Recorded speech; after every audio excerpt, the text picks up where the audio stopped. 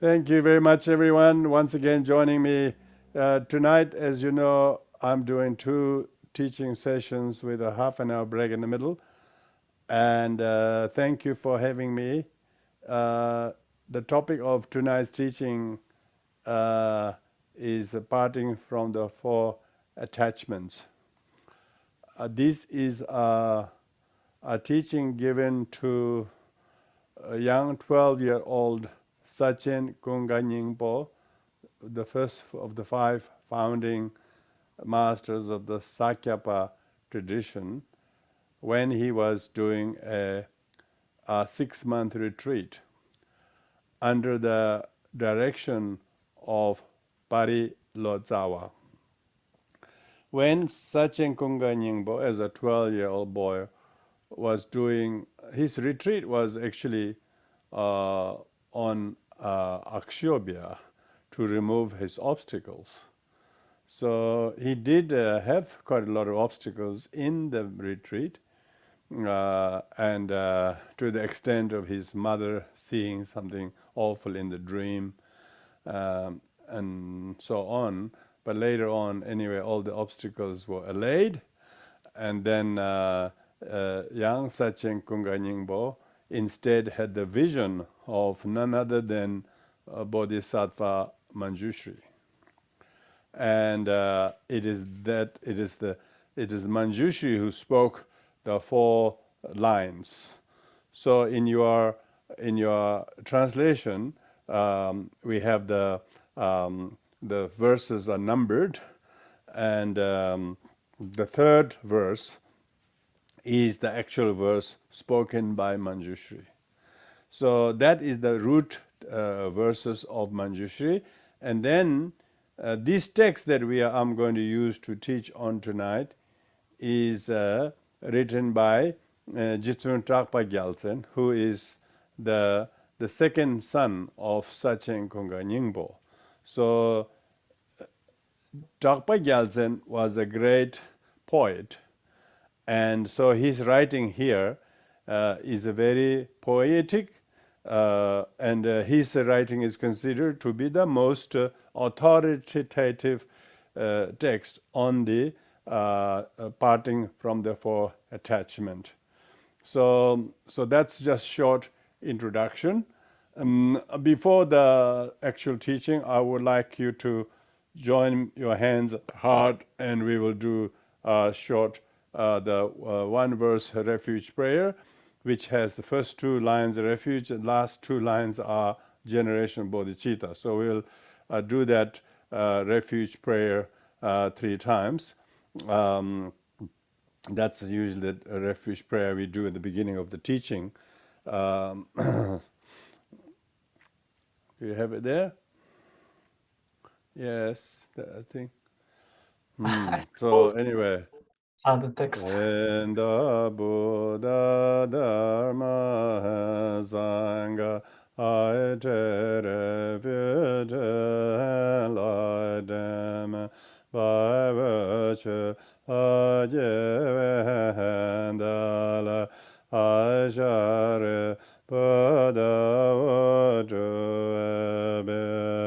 and the Buddha Dharma Sangha I refuge them by virtue I give and I shall Buddha would and the Buddha Dhamma Sangha I refuge them by virtue I give and I shall Buddha would. May all beings be happy and of the cause of happiness. May they be free from suffering and the cause of suffering. May they know a powerful happiness that knows no suffering. May they dwell in equanimity which is free from attachment, aversion, those near and far. May all beings have happiness and cause of happiness. May they be free from suffering and a cause of suffering. May they know a power of happiness that knows no suffering. May they dwell in equanimity without having attachment, aversion to those near and far. May all beings have happiness and cause of happiness. May they be free from suffering and a cause of suffering. May they know a power of happiness that knows no suffering. May they dwell in great equanimity, free from attachment, aversion to those near and far. So thank you with those prayers. Now we will go into the teaching. As I mentioned, we will have the teaching in 2 sessions. I will have a short break in the middle. It is very important that you are all here to listen to this very seminal teaching on the parting from the 4 attachment.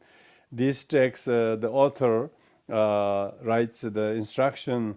He calls the instructions on parting from the 4 attachment. That's the title. So, because parting from the 4 attachments itself is the instruction given by Manjushri, as I mentioned, to young Sachen Kunga Nyingpo. And Jetsün Drakpa Gyaltsen, who is Sachen's son, wrote this particular instruction. So the actual original text is the verse number 3, but he actually puts in this context of the whole text. So therefore he calls it instruction. These are what we call instructions on mind training. Mind training is not a kind of a sutra or tantra, but mind training is a pith instruction. Pith instruction. There are many other mind training texts in Tibetan Buddhism, and actually the parting from 4 attachment is the earliest one. Earliest one because it was spoken to Sachen Kunga Nyingpo by Manjushri. So it is not some Indian scholar wrote, like other Lojong texts in Tibetan Buddhism, like the Atisha's mind training. This, of course, written by Atisha in his Lamp to the Path of Enlightenment. That is the Indian origin, but Atisha's text is slightly later than this. Then there are 7-point mind training by Chekawa. That's much later. And then Langri Thangpa's 8 stanza of the mind training. That is also much later. So the parting from 4 attachment is the earliest of the instructions on the mind training. And the Tibetan word for mind training is called Lo Jong. Lo Jong. I think it's good for you to hear the word Lo means mind, Jong means training. So training of the mind, or most importantly, it is training of the heart.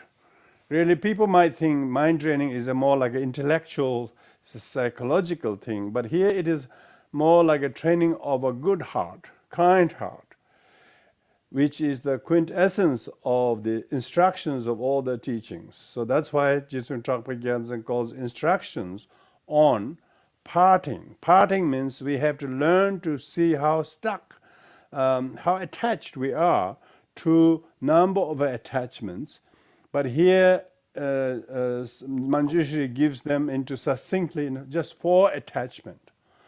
That is to this life, to samsara, to selfish purposes, and to wrong views. So this life, and samsara, and selfishness, and the wrong views, and the attachment to views. These are the 4 succinct objects which are to which all sentient beings are all attached to. The reason why we have to part from these are the root causes of the sufferings. So the parting from the very things that we are attached to, we are attached to the very things, not knowing they are not desirable to even to possess, let alone become attached to. So, for instance, becoming attached to this life, who will question that? Because that's the only life they know and they have. So who will ever be taught in schools or any places that you should not be attached to this life? Most people will teach you how to look after this life. So that's most people haven't got any way to understand that becoming attached to this life is a cause of suffering. It's never been taught. And also even the attachment to this world, to samsara, because this is the only world we have, and we do not have any other better world to change to or to run away to. So to think that our attachment to this world is a problem, nobody knows it. Nobody is aware that attachment to the samsara is the most undesirable and cause of the very suffering that we do not want, and we get from that attachment to this life. Third is attachment to selfish purposes. We are taught in this society to look after yourself. So therefore, being told that you are attached to selfish purposes is all people say, why not? And if I don't look after myself, who will look after me?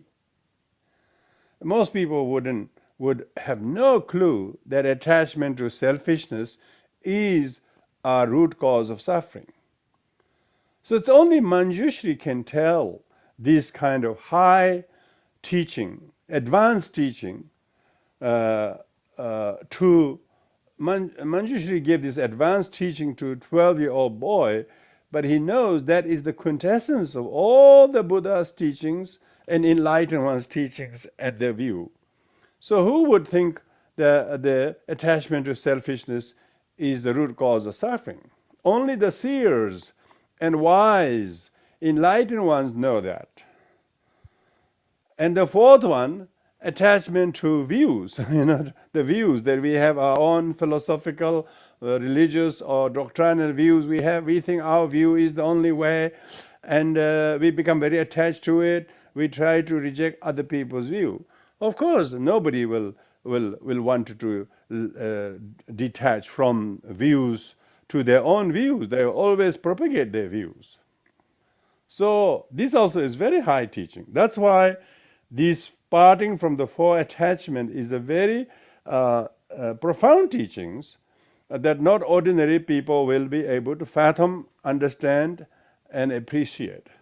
So that's just a short, I would say, introduction from my point of view. But now we go to the main body of the text itself. Main body has firstly, Jetsün Drakpa Gyaltsen pays homage. Pays homage means that he pays homage to his guru. Oh master, he calls his master because such Jetsün Drakpa Gyaltsen had a number of teachers. In this case, it's his own father, Sachen Kunga Nyingpo, the Avalokiteshvara in flesh, and it is his own father who received this teaching from Manjushri, remember? So, of course, he received this teaching from his teacher and father, and most likely he would have also heard, because when he refers to master, even though it's singular, but in Tibetan, the singularity is not quite explicit. It could be plural as well. So, oh masters, wouldn't hurt to put the word oh masters, because Jetsün Drakpa Gyaltsen would have also heard teaching from his elder brother Sonam Tsemo. So therefore, oh masters, possessor of kindnesses. I think I would use the word kindnesses, kindnesses. Because usually we refer to possessor of three kindnesses. So of course here you can say the three kindness of the giving the empowerment, and that's the first kindness. Second is the kindness of giving the oral transmission, the lung, and third is kindness of giving the instructions. So empowerment, instructions, and instructions. Not everybody gets the opportunity to have all of this empowerment, transmission, and instruction from the same teacher. And also you could interpret, I suppose, what does it mean by the word kindnesses? Three kindnesses could also mean that kindness of bestowing the pratimoksha, bodhisattva, and Vajrayana.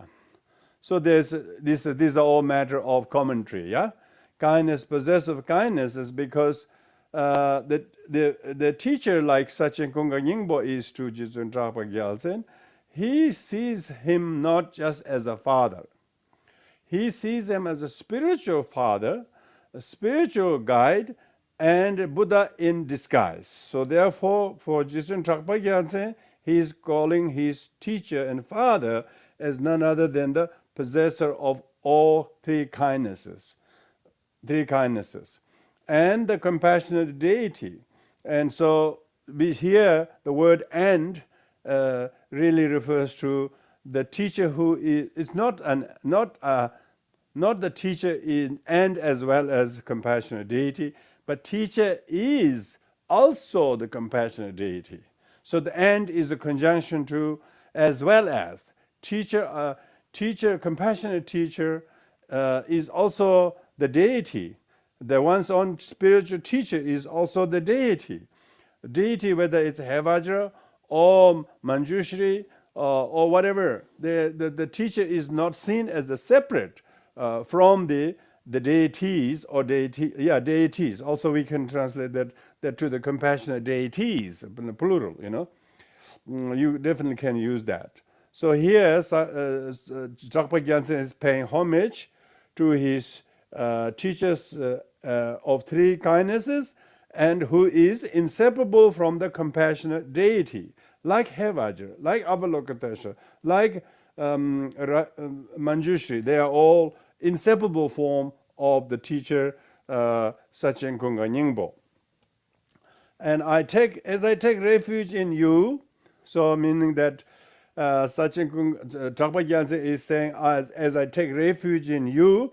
So when we say I take refuge in you, it's really that you is only in English translation. They like to use the you, but in Tibetan they don't have the word you, because to me also the word you is a bit of a concern. I take refuge.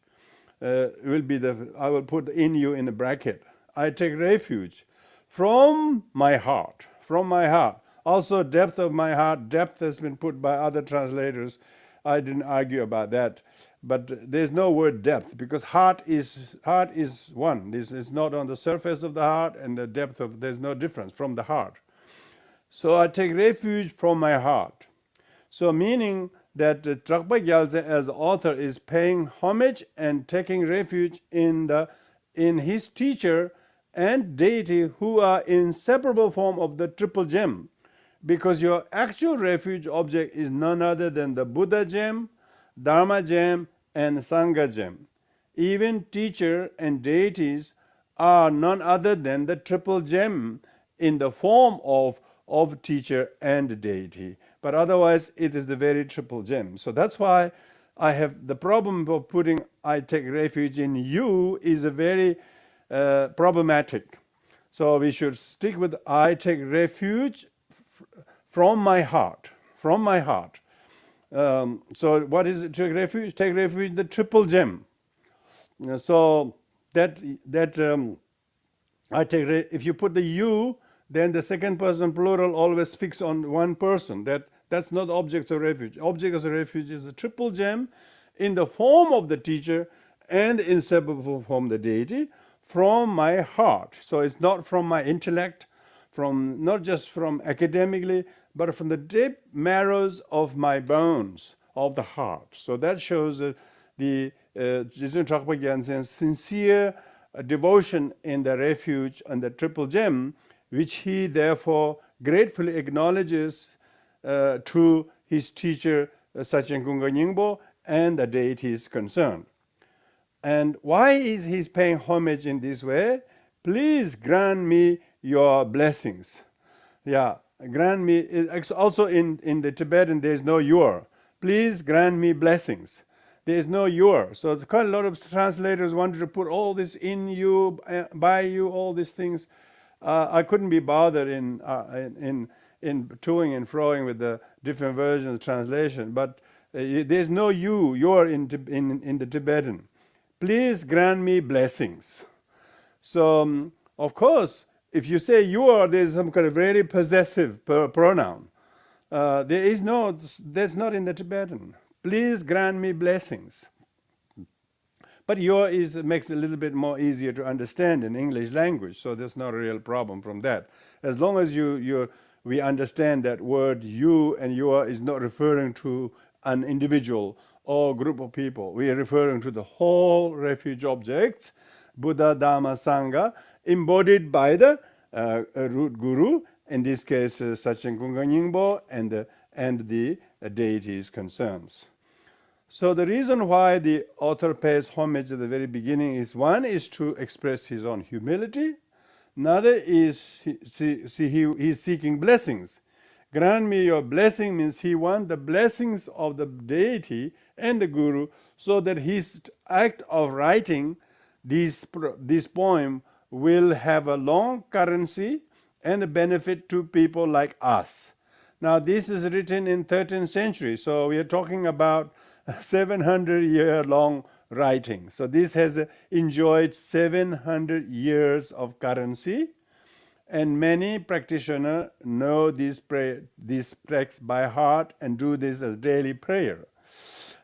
So this is because Jetsün Drakpa Gyaltsen have made a solemn prayer and paid homage, so that his writing become cause of benefit to many future generations. And he's not seeking just a blessing for himself.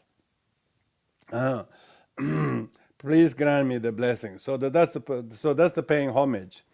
And then second verse is the promise to compose. So promise to compose, meaning there is no meaning in behavior that goes against the Dharma. So here the translation says, the really meaning is that it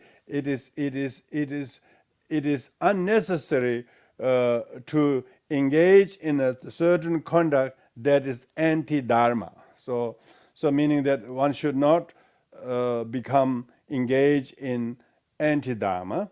So meaning a lot of people do writing and things like this for material gains, for personal name and reputation, respect. These will be the behavior that the person actually goes, and not quite incongruent with the Dharma. They are doing mundane spiritual materialism. Some people might be writing things for those purposes. So here Jetsün Drakpa Gyaltsen is saying that he does not have any mundane purposes. So there's no meaning in behavior that goes against Dharma, means there is no need for him to engage in such anti-dharmic conduct. So in order to practice the Dharma correctly,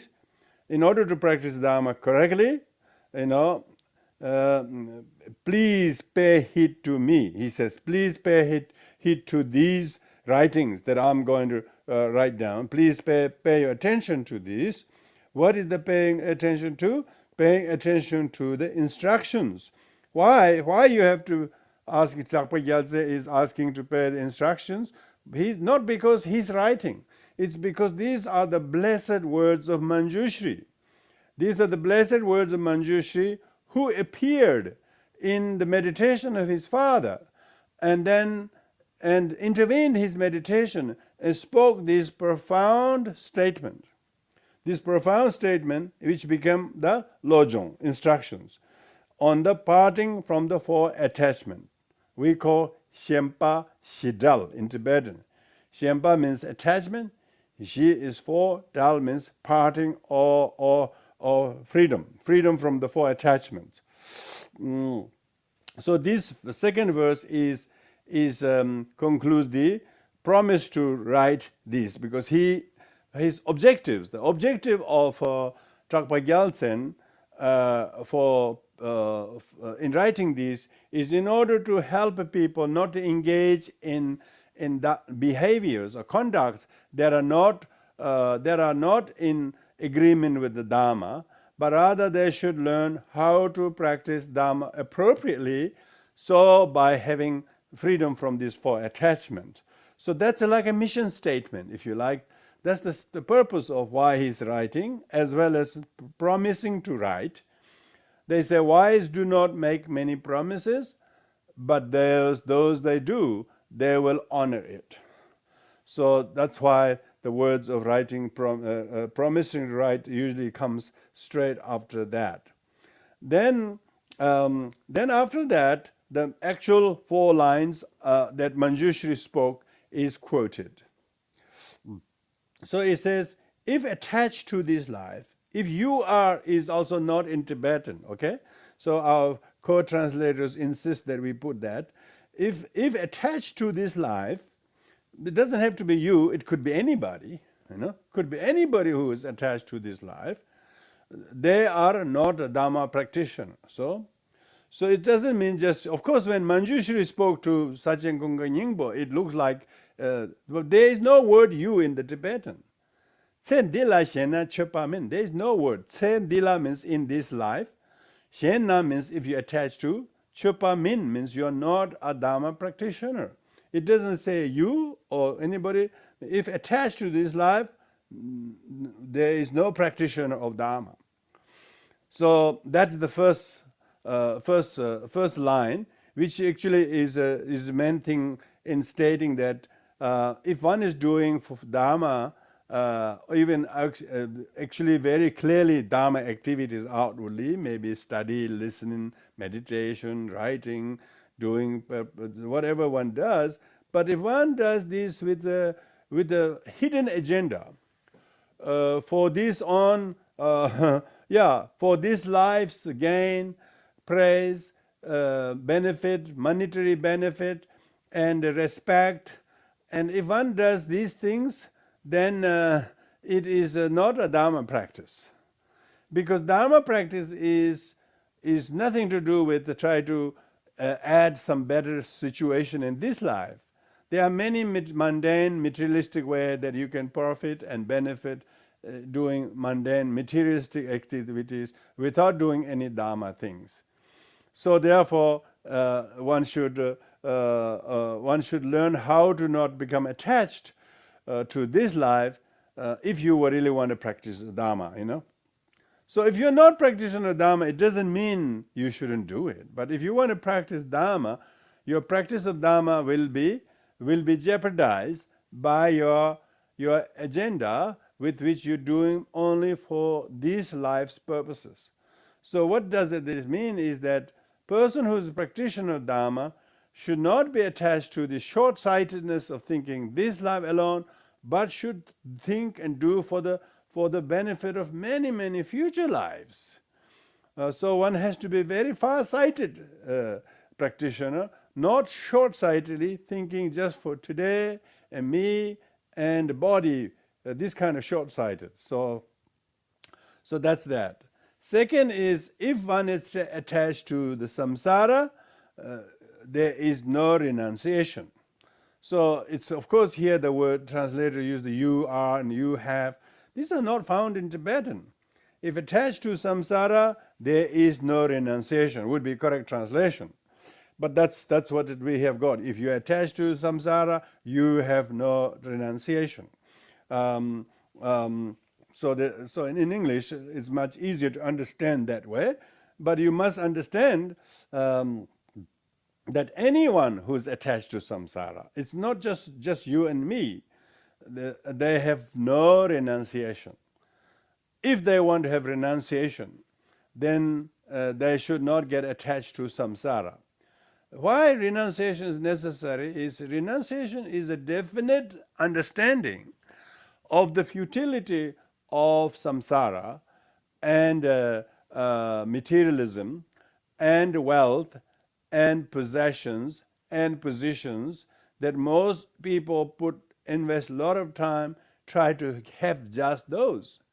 Instead of having a definite realization of the futility of them, they have this amazing attachment to to samsara so that they can have wealth, possession, respect, honor, good reputation.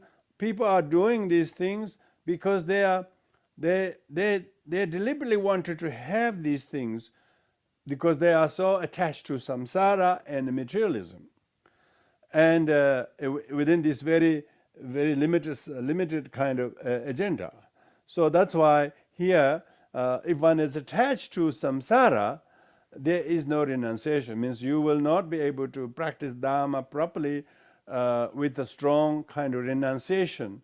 And this is the reason why the Shakyamuni Buddha renounced his possessions, positions, wealth, youth, company, and luxury, and all of those. Why he did renounce that is so that he is not attached to samsara.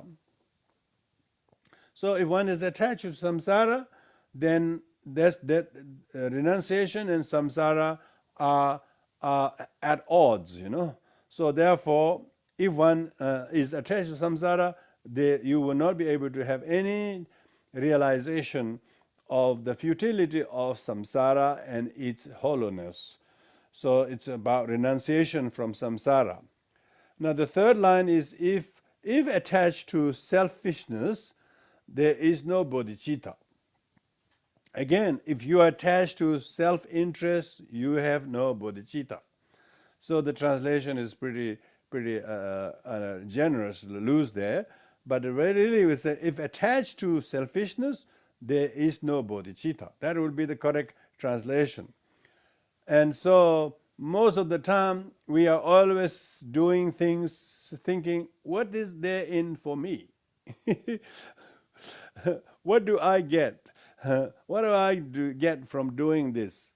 And and then I can't even hear this very well. I don't enjoy doing this. I don't get anything out of this. I don't want to do it. So most people's selfish interest, if a small inconvenience to them, they won't do it. Why? Because they have no bodhicitta. Bodhicitta is not easy thing you can go and develop an interest overnight. Bodhicitta is a deep conception, deep comprehension of the importance of selflessness and realizing and assessing its immaculate, perfect conception of the bodhisattvas.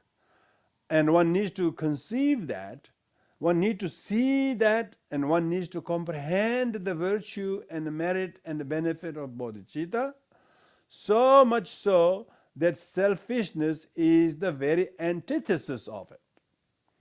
So antithesis meaning the opposite. So that's why if one is attached to one's selfish purposes, these will not allow you to generate or realize or practice bodhicitta. So this is, of course, we might intellectually agree, but in real life it's very difficult to do. Why bodhicitta is hard to do is that's because bodhicitta is the practice of the bodhisattvas. Bodhisattvas are called warrior, spiritual warriors. They are actually waging war against their own self-centeredness. They see all of his problem with his brother or his wife or his job or his boss or his friend is not because of the boss or friend or because we are selfish. So one who is able to realize that and then seeing there is a poison and are not interested to serve and to nurse the selfishness and becoming disgusted with that as the root cause of suffering, and then instead one adopt the bodhicitta, that is to do it always anything for the benefit of others and also ultimately to attain Buddhahood for the benefit of sentient beings. Now the most people will not have these interests. I'm doing this for the benefit of all sentient beings.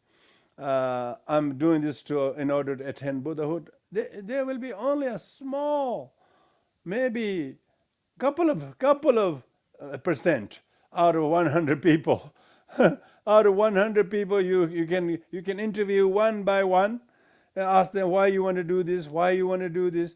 They'll all will do for him, for his daughter, for his home, for his health, for his family, for his future. When he get old, very few people will say, I'm doing this for the benefit of all sentient beings. So very few would even conceive that in their mind, let alone make a vow to do that. So that's why when Manjushri spoke this to Sachen Kunga Nyingpo, he wanted this message to be circulated through Sachen Kunga Nyingpo's standing in society, and he knows that these instructions are these instructions are a very pithy instruction that people must hear and pay heed to and make a commitment to. So if one does that, then one will realize self-centeredness, and thinking what is it there for me is the root cause of all suffering, because of selfishness, attachment to self. I call this addiction to self. Addiction to self. This is a sort of self-interest, let's call it. I will call it addiction to self. Self is the addiction of all addictions. So how could it? This will be the contradiction to practice bodhicitta. So third line therefore is, if you have any self-centeredness, addiction to self, you will not be free to practice bodhicitta. You'll be too busy doing things for yourself, doing things for your husband, doing things for your mother, doing things for them on Saturday, doing this for that, for them this, and you have no time for sentient beings. You have no time for the benefit of sentient beings to attain Buddhahood. So that's why most people are completely attached to the selfishness, and therefore they're not free to practice bodhicitta. They're free to go skiing, they're free to go to the beach, they're free to watch the soccer or some Super Bowl or grand final, but they're not free to practice bodhicitta.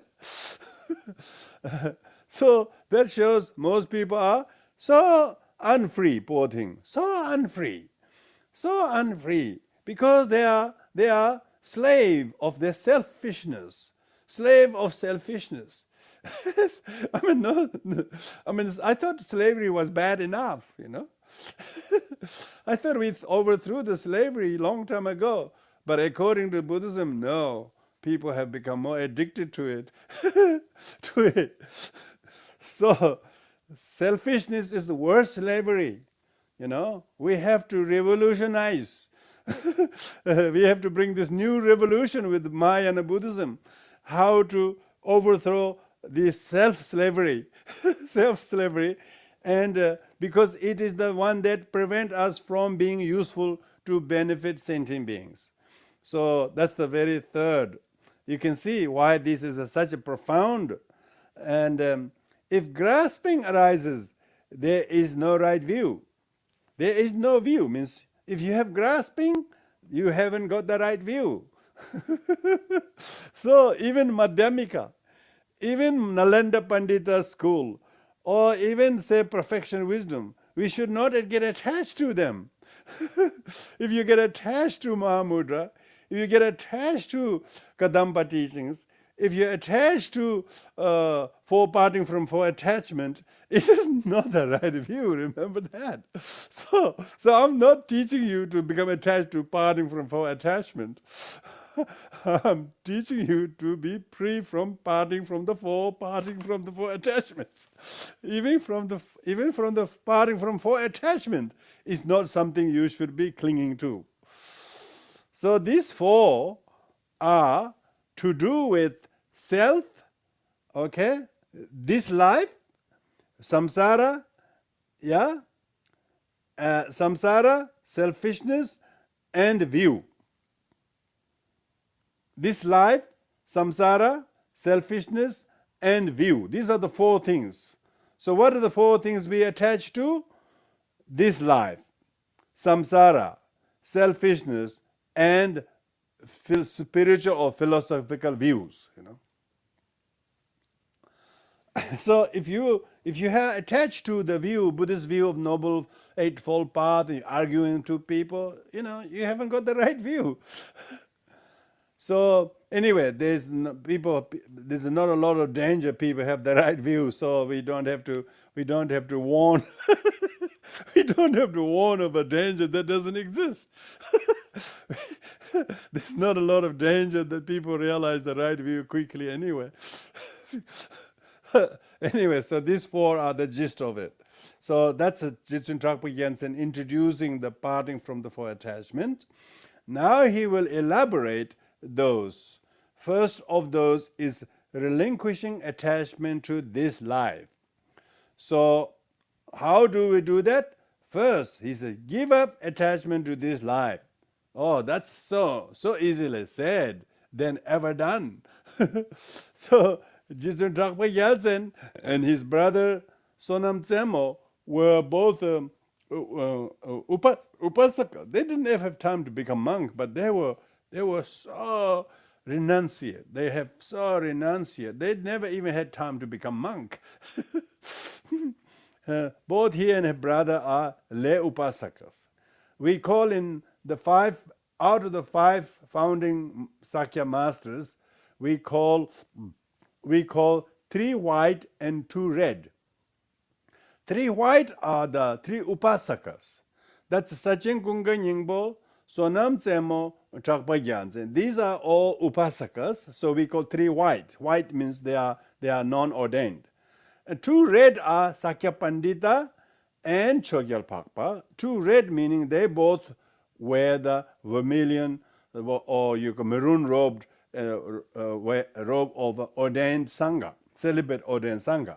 So 3 are non-celibate householders and 2 are celibate monastics. So we call 3 white and 2 red. What are the 5 founding masters of Sakya? They consist of 3 whites and 2 red.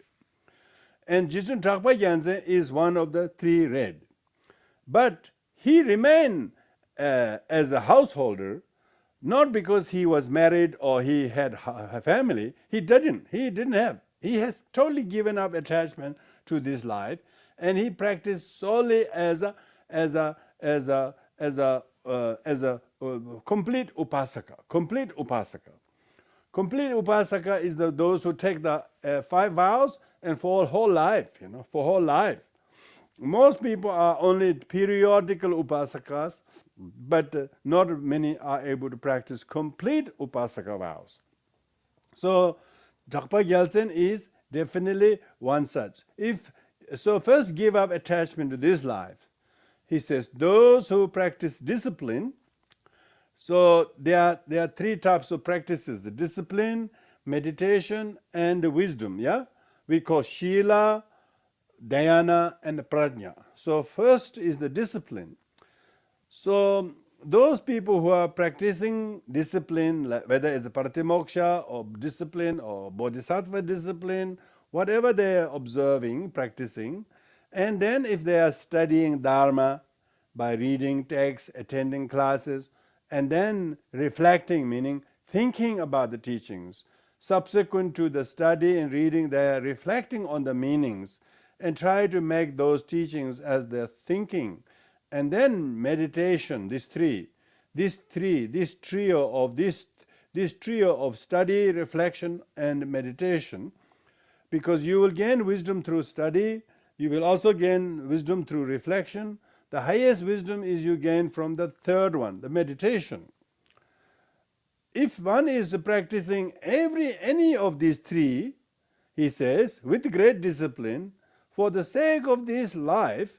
So therefore, Drakpa Gyaltsen is saying, if you are practicing amazing study, you have lots of meditation, you do your sessions very meticulously, you meditate them, you reflect on them, you study, you learn the concept, you have such a discipline to do this. But if you do this for the sake of these lives, gains and respect and monetary purposes, or standing in society and thinking people think that you are learned, if you have this kind of intention, then these are not proper. So therefore, just give up such actions, any of the actions of study, meditation, or reflection, because it is not in agreement with the Dharma. So lots of people are doing so much study, you wouldn't believe. They have no time. They are always in the library. They're only living on 2 minutes noodle. 2 minute noodle. They have no time to cook a decent meal. They are studying so much. They're studying physics. They're studying health science. They're studying geology. They're studying animal husbandry. They're studying trees and frogs and all kinds of things. They have such a discipline to study, but just for the sake of getting a good career, good job, good income. So of course people can do that, but you are not a practitioner of Dharma if you're doing any of the study, even Dharma, even if you meditate Dharma, but if you do this for worldly aims, for this life, and then this is not in agreement with practice. So therefore Jetsün Drakpa Gyaltsen suggests, and he actually says, give up such actions. He says, stop doing all of the above if you're doing for this very life. Now, that doesn't mean that we have to totally agree with the Jetsün Drakpa Gyaltsen, because we are not him, He's just, that's his only suggestion. It's always up to us. There's not a lot of danger. We will listen to him anyway. We say, what the hell he's talking about? Who can do that? And then people say, well, it sounds very nice, but I'm not in it. I won't do this. So anyway, so Jetsün Drakpa Gyaltsen says, if you're doing any of this study, reflection, and meditation just for this life, it is not, because you're attached to this life, it will not be a practitioner of Dharma. So, and for the sake of this life, if you do these things, for the sake of this life, you're not a practitioner of Dharma. So give up such actions. That's if you want to be Dharma practitioner. If you want a practitioner of Dharma, then you have to change your purposes. Change your purposes. You should do this for the sake of future. For instance, if you study very much, if you're patient, but and if you're patient with somebody, not because people will think you're great, you're patient, and then you think they will respect you. If your motivation is to gain respect from people because you look very patient, that is not the practitioner of Dharma. But if you're patient, saying that this person's harmful things to me is all to do with my own wrongdoings in the past.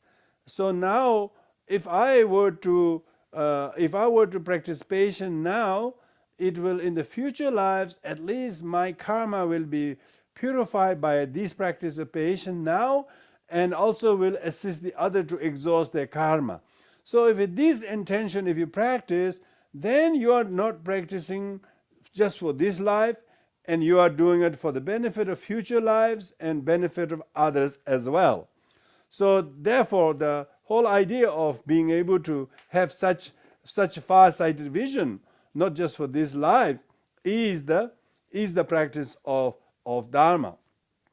And so he says, and so Jetsün Drakpa Gyaltsen says, first, he says, let me explain this. Let me explain these things slowly, each of them. Discipline, study, reflection, and meditation, one by one. First, let me explain the discipline. He says, discipline, the discipline is usually three types of discipline. I call them prohibitive discipline, prescriptive discipline, and benevolent discipline. The prohibitive disciplines are thou shalt not. Don't do this, don't do this, don't do this. All consists of the vow of restraining oneself from doing harmful things physically and verbally and mentally. Second is called prescriptive discipline. Prescriptive discipline means saying saying what you should do. So instead you practice virtue. You practice virtue, physically virtuous things. Verbally, you don't use harsh words, but use kind words. And mentally, you do not harbor ill will, but you generate loving kindness, compassion. If you did all of these things, so it is a discipline of prescriptive discipline. I call prescriptive discipline. And of course, in the Tibetan text, it talks about collecting virtues or something, collecting Dharma or something. And third one is called benevolent discipline. Benevolent discipline is that your discipline of restraining from doing bad things, doing good, you are doing this with altruistic purposes for the benefit of others. So this is to ripen others, to benefit others. Even you practice patience, it's so that people will know that there is a practitioner of patience, and this will mature them. So therefore, you're practicing patience in order to ripen others, in order to benefit others, not to prove your piousness or your betterness over others. Then it is not benevolent discipline. Of course, not retaliating when somebody abuses you is patient, but you might be miserably patient. You might be seething with anger. Outwardly you look patient, but inside you're miserable.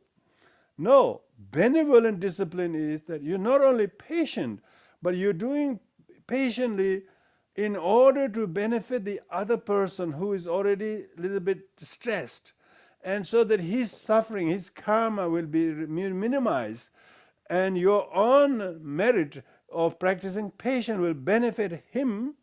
It is not to prove that you are right and they're wrong, but rather how your practicing patience would benefit them. So that's, I call them benevolent discipline. So that's my commentary. Okay, let me explain the discipline, 3 disciplines. And any of those 3 disciplines I mentioned, they are the root of rebirth in higher realms. Yeah. Now, when Drakpa Gyaltsen says that if you observe Pratimoksha or Bodhisattva or Vajrayana vows, each of them would be all 3 of those disciplines: the prohibitive, prescriptive, and benevolent. In the Pratimoksha, there are lots of things thou shalt not, and so that will be the Pratimoksha. And a person is practicing not killing, for instance, that is prohibitive, don't kill, and so on, then it is the root of rebirth in higher realms. So means by practice restraining from harming other sentient beings, not killing and so on, it is the cause for you to attain higher rebirth. Now, of course, when Jetsün Drakpa Gyaltsen is saying the moral discipline is very, very important, because to gain higher rebirth also you need discipline. It's stay away to gain liberation. To gain liberation means nirvana, that is to gain liberation to nirvana, not just go to higher realms, and the remedy that eliminates suffering. So if you practice discipline, the discipline is for the future to gain higher rebirth and ultimately to gain liberation. Temporarily, the discipline will enable you to remedy and eliminate your sufferings. So therefore, discipline is not about who's right and who's wrong, who is compassionate, who is wise. So therefore, when you practice patience, for instance, you will practice patience with the discipline, because it will remedy your own affliction of anger, your own aggressive behavior. And then 2 days later, you wouldn't be regretting over that, because you have been able to practice patience well early enough. So it eliminates and prevents sufferings. Presently, it is not easy. Maybe presently you have to endure some suffering. So patience means enduring suffering, enduring sufferings. Not enjoying, I suppose. I don't think enjoying suffering is easy, possible. But bodhisattvas actually welcome sufferings. Bodhisattvas welcome sufferings. Because they have such mental fitness. It will remedy the sufferings. When you practice patience, remedy the sufferings, it doesn't escalate the sufferings, it prevents future sufferings, it makes oneself resilient in the meantime. And why? You're observing the discipline for future lives and for the benefit of others.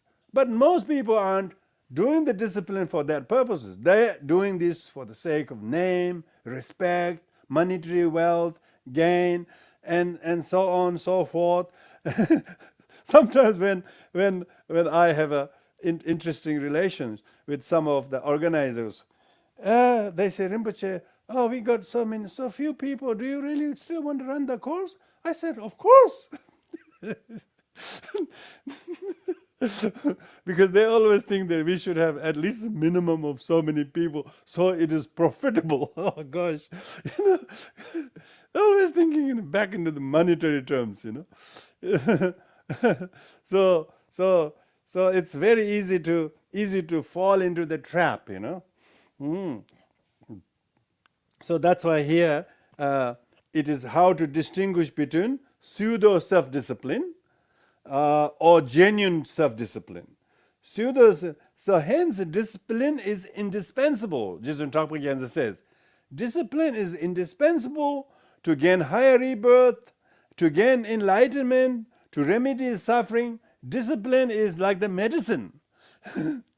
It's amazingly necessary. You couldn't do without it. So hence discipline is indispensable.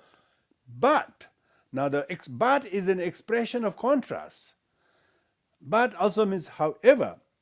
If it is observed out of attachment to this life, means if one abstains from many, one observes the prohibitive self-discipline, yeah. One also observes the vegetarianism. One observes celibacy. One observes not taking alcohol or gambling or whatever. One observes all of these things. But attachment to this life, people might say, oh, he's such a good monk. Oh, he's so disciplined. Oh, this in order to get a high respect for himself for this life, good name for himself, good I don't know, whatever he wanted to get for this life, if he observe all the discipline with sort of hidden agenda for this life, it is rooted in the 8 worldly dharmas, 8 worldly concerns. So meaning if the person is practicing very strict discipline, rise up early, stay up late, do many hours of meditation, do many good things with social work, but his hidden agenda is so that people will respect him, so that he will gain some success or receive some honor or receive some recognition or all these things. And if people are doing those purposes, it is rooted. It means stuck. It is stuck in the 8 worldly concerns. The 8 worldly concern is a Buddhist concept of 8 worldly dharmas. 8 worldly dharma means 8 worldly concerns. So you do it for your own gain, and so that you don't suffer any loss. So gain and loss is true duo of the first two concerns. Happiness and devoid of suffering. So you are doing, I like it, I like people, I like helping people, it's so wonderful, and people are so happy they can help other people. It's good to be that nobody really appreciates your help. Sometimes it's good to see that nobody likes you, because what you do is not helping them, so it doesn't make you happy. So if you get a negative remark by people, doesn't mean you shouldn't be doing that. If you do that, you are caught in the worldly remarks, you've got worldly concerns. So gain and loss, happiness and suffering, and good reputation and bad reputation, and and praise and disparagement. These are the 8 worldly concerns. If one is attached to either of these 8 worldly concerns, it is more than likely the person is doing all the study, all the discipline. He observed the discipline, the Vinaya, the Pratimoksha, the Bodhisattva by the book, but only with intention for this life. He wanted to gain respect, honor, and he wanted to have a good name. He wanted to keep the name very clean. So that he is very clean, he's immaculate, that he has no fault, that he has no flaw. If person is trying to paint a picture of him, you will. Such a person whose discipline is for this, attached to this life, how do you know he's not genuine? He will criticize those who lack discipline. Now, this means the person who is observing, practicing his own discipline very well, he will never criticize other people. He knows his own flaws is just as more numerous than other people, so he will not criticize other people. Not criticizing other people is the discipline, prohibitive discipline. But those who are practicing discipline with such a attachment to this life's name and gain, they will criticize other people, they will compete with other people, they will jealous with other people. So it says, and be envious of those who are disciplined. So to those who lack, he look down upon them, criticize. Those who have discipline, he is envious and jealous. So it's very easy way to show whether people observing discipline is doing with the hidden mundane attachment to this life or otherwise. So he is envious of those who are disciplined. It turns your own discipline into mere hypocrisy. Yeah, his own discipline is one thing in the front of people, one thing behind people. So it's completely contradictory. And so the people who are observing discipline with worldly dharma, with the spiritual materialism, we can call it spiritual materialism, therefore it is the seed of rebirth in lower realms. So why would one observe discipline so that one can go to the lower realms, So that's why Manjushri has this instruction to tell, if you attach to this life, you are not a Dharma practitioner, meaning even though you are wearing robes, even you are reading scriptures, even you are talking and thinking and doing Dharma outwardly, but your whole agenda is just for this life's gain and reputation and this alone. Then, so that's why he says, give up such fraudulent discipline. Give up any of those disciplines. All those things you gave up, what's the point of observing those prohibited discipline? If you don't eat after midday, if you don't drink, so what? It's you are doing with the wrong fraudulent reasons anyway. So give up. There's no benefit in it. So Jetsün Drakpa Gyaltsen is giving advice. So in order to practice genuine discipline, so if one is attached to this life, one's discipline end up being pseudo discipline, hypocritical discipline. And those who are not attached to this life, then their discipline is genuine. And those who have their discipline very genuine, not attached to this life, they will not criticize others whose discipline not good. They will have compassion to them. Oh, I too used to be like that. And he will not throw stones at them, and he will not compete with those equals. He will not be jealous of others. When he sees someone observing more discipline than he rejoices them. He will vow to emulate, follow their examples, instead of being competitive and jealous. So you can tell very clearly whether a person's practicing of discipline is tainted by attachment to this life or for the sake of enlightenment. So this is why Jetsün Drakpa Gyaltsen is painting it very clearly. So that takes us up to verse number 7.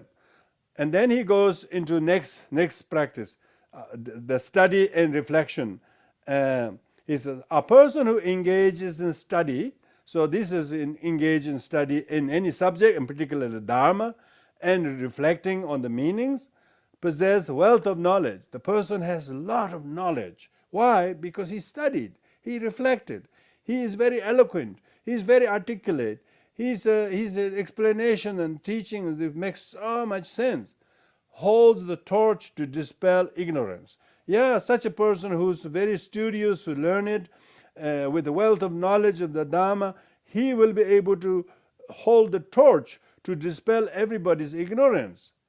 And he knows the path on which to lead living beings to enlightenment.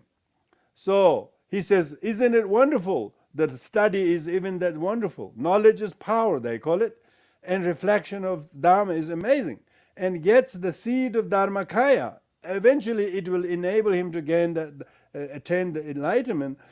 Hence, study and reflection are indispensable, like the discipline he talked about. But, again he's expressed the word but. But if his interest, he's attached to this life, then his study and reflection done out of attachment to this life are but a wealth of pride and arrogance. So this is talking pride, wealth of pride and arrogance. In modern terminology we call spiritual materialism. Therefore, spiritual materialism, yeah. So his knowledge, his study, when he's doing for attachment this life, they're all cause of his pride. He thinks he's more specialist. He thinks he's number one Tibetologist. He thinks he's number one linguist. He thinks he's the number one whatever. He never want to be number 3, number 7. He want to be the top 10. And he never express humility because he is not able to. He is completely possessed by pride and arrogance. His pride and arrogance, and because he's attached to this life, even though he knows the Dharma a lot, he has a good comprehension of Dharma, but when he does it for this life, then he shows no humility, no show of respect to others. He has a lot of arrogance and pride. We have a saying in Tibetan, on the sharp ridge of pride, no water of quality will remain. Why? It's very, very pointy, very pointy. It will no quality. The person wouldn't learn anything. So this is talking about the pseudo study. The person who study and learn the Dharma, but for this life's gain only, will be. That's what the modern education is. Only education, but it's not wisdom. It's only knowledge and education, but no wisdom. The knowledge is to overcome arrogance and develop humility. But the modern, this is my original work. You have to sign a piece of paper. You do a PhD, you have nearly about 700 footnotes, and still say it's my original work. It's a lot of rubbish. How's your original work? You have consulted about nearly 70 books. How it can be original? Maybe you have researched it, but we are always expressing that how your intellectual property, it's my intellectual property. See, in my intellectual property, you cannot do that. It's a sacrilege to Dharma. So any Dharma text we should offer free promotion, free distribution, free printing, if possible, that anybody can print it. But modern sort of scholarship is somewhat controlled by these things. Anyway, so coming back to the verse number 9, he says that if a person is learned and has really have studied and have a lot of good comprehension, it's very important. He can help people, dispel ignorance, and so on. But it may become wealth of pride and arrogance. So you have to be very, very careful, very careful. So if you're attached to this life, you will end up doing that. scorn those with inferior with learning and reflection. That's right. So when one is attached to one's own learning for this life, then one is looking down and treat others with contempt and bully other people, scorn those with inferior learning and reflection. And they will always say, I don't mix with such people. They always think they have a certain class or caste system in which they will only go with some people with some very high degree or knowledges. So they are very scornful of others with inferior reflection. Become jealous of those with superior study and reflection. Yeah. So because his own knowledge is solely focused on for this life, he is jealous. He's jealous of those other people who knows a little bit more, who have a little bit more so reflection and understanding, and are greedy in seeking disciples and wealth for themselves. So that is very clear. True color will be shown. His own purpose will be try to gain followers and material advantage, money and possessions, favor. He will be seeking those. He says, no, I need to get this much for my every talk. I couldn't believe that people are charging for their talks, saying for their speaking engagement. And for Dharma practitioners, it is sacrilege to charge. So it is not allowed, because Dharma is too precious. Your dollar has no meaning to the Dharma. Dharma is far more precious. To put a price to your teaching, it's not your teaching anyway, it's Buddha's teaching. So what the hell do you have the right to sell Buddha's teaching? So if you're commodifying Buddha's teaching as a source of your own income, as a hidden agenda, that's a sacrilege.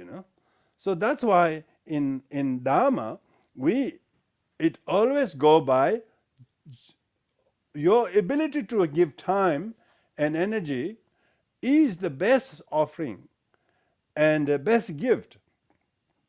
So we should not be greedy for this. And I especially say this here. There are lots of translators here. Every one of you are doing out of your kindness and altruistic motivation, so that others who hear and listen and understand, even you cannot translate all of the things that I say, don't really worry. It's not that every thing you translate is going to benefit. It's only some things they'll get, even you translate a whole thing. And amazing thing about Dharma is it will get to the person what they meant to get. And if we sincerely try our best, it will benefit people. So they become root cause to fall into the lower realms. Yeah, those people who study and do reflection with this kind of hidden agenda, they become cause of earning a place oneself in the lower realms, mostly probably in hungry ghost. So give up study and reflection motivated by 8 worldly dharmas. So Drakpa Gyaltsen is very, very, very helpful. He says, give up, give up. He doesn't say take up, take up. He says, give up, give up. In a lot of the Dharma practices, you have to take this commitment. You have to take this commitment. You have to take this commitment. Oh, burdening people with commitment. Jetsün Drakpa Gyaltsen, who I totally honor every word, he says, give up study. Give up learning. And because if you're doing this for this worldly gains, worldly purposes, you are defeating all the purposes. So it's teaching how to give up, not teaching how to gain, how to get. So it's not how to get more, how to lose, how to become a good loser. Buddha became the best loser. He gave up everything and he attained enlightenment. And we want to keep everything, and then we want enlightenment on the top as icing on the cake. Forget it. They don't go well. They don't gel well together. You have to give up attachment to this life. That is the number one kind of condition to practice Dharma. condition. Otherwise, it's no different from the other mundane subjects in it, mundane subjects. So that's why Dharma practice is mainly for the sake of renouncing these life's short-sighted purposes. It doesn't mean you should ignore all your basic needs like food, clothes, shelter, and medicine. These four are allowed. Even food, not out of attachment. Even clothes, not out of attachment. Even shelter, not out of attachment, but out of necessity. Out of necessity. Food, clothes, shelter, medicine, you do so out of necessity. Necessity of survival, but not out of attachment. Not out of attachment. So with that, we finish the verse number 10, and it says, up to this, it explicitly indicates, meaning this shows very clearly the shortcomings of samsara. So this is very kind of a, I would say, lesser person's intelligence way of saying shortcomings of samsara. When you talk about attachment to this life and attachment to, attachment to this life, and if you attach to this life, then you attach to samsara, basically speaking. And it therefore indicates the shortcoming of samsara implicitly shows that it has to be adopted, what has to be adopted, and what has to be rejected according to the law of cause and effect. So what happens is this teaching so far implies the teachings of law of karma. Law of karma, because if we are able to study and stay disciplined and reflect with the right motivation, not attached to this life, of course you will be rewarded. You will be rewarded by being able to detachment to this life. With this life, you might have to take some blames. You may have to accept some abuse. You might have to tolerate some difficulties, but knowing very well that you are not trying to score a point for this life's purposes, you will be scoring a point according to the law of cause and effect without any attachment to this life. That's what it's saying. And now we move to the next one for meditation. All those people who meditate. So here talking about all those people who meditate, like calm abiding or special insight or Mahamudra or Vajrayana sadhana, whatever, possess the remedy to shun afflictive emotions. So here Drakpa Gyaltsen is painting how important meditation is. Because when you meditate on loving kindness, for instance, you are trying to unseat the hate and aversion and resentment. So possess the remedy to shun afflictive emotion. Yeah, when you practice loving kindness, you recite Om Mani Padme Hum and so on, they are remedy to do that. The basis for accomplishment, the path of liberation. Yeah, by doing the meditation, you will definitely again make progress towards on the path of liberation, the wealth of realizing the mode of reality, the truth.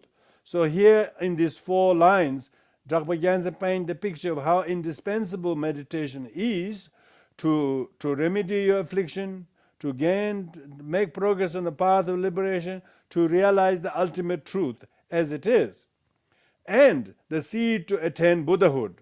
Even Buddhahood is attained through meditation, Семенем для not through достижения writing состояния books. Будды.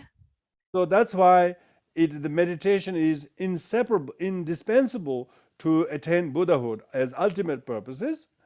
And relatively speaking, meditation will help you to reduce stress, negative anger, afflictions, and attain Относительном liberation уровне and so медитация on. помогает вам избавиться от Hence, стресса, meditation достичь is освобождения и так далее. indispensable. So meditation is a Потому она very совершенно important thing. необходима, очень There are важна. many reports how meditation is useful. But, now again he expresses the but. But those who intend to meditate for this life, those who are meditating to feel good during the session, to feel better for your health, to feel this for short-sightedly for this life, even in solitude, they are frenetic. So they may go in the forest, they may go into retreat, very quiet places, but they are not quieter, they are much even noisier by themselves. They thought they had left the noisy world behind. No, because they are meditating just for this life's purposes. They want to feel good. They want to feel healthy. They don't want to go through any hardships. They don't want to face any difficulties. They have this idealistic view. So then, for such people who only wants comfort, who want to feel pleasurable, who want to feel high, and who want to realize the teachings quickly, for this life, they will not enjoy the solitude. They will be frenetic. They will be restless. They will quickly come out of the retreat before they started even for many days, because they are so short-sightedly wanting something for this me now. This life, me right now, I want to feel good. So they are, because they want for this life, they want to feel good in this body, and they want to benefit from this person. So this kind of short-sightedness for this life, this body, this person, when one is thinking like that, then he is completely hijacked by his attachment to me, this life, and this body. And so that's why even his meditation in solitude will be frenetic. Their recitation become meaningless chatter. Yeah, that's right. They've been counting the list of the mantra they recite every morning, every afternoon, every mid-afternoon, every evening. They put a whole logbook of writing all the mantras. It's just meaningless chatter. What's the point of saying the same words many, many times if the meaning has lost purposes? They disparage those who study and reflect. Yeah, there are lots of people who in retreat, they always disparage those who study. They say, oh, these are academic. Oh, these are these are these are just like academic. These are intellectuals, and they never respect the intellectuals or those people who study. Why? Because their own meditation they do is for their own these worldly purposes. They are jealous of other meditators. Yeah, other meditators, they say, oh, they don't know how to do these things. Oh, they don't do the preliminaries. Oh, their preliminary is wrong. Oh, their lineage not good. Terrible, isn't it? And while their own meditation is profoundly distracted. Their meditation is so distracted that they're all thinking of other people's bad meditation and other people's intellectualism being problem.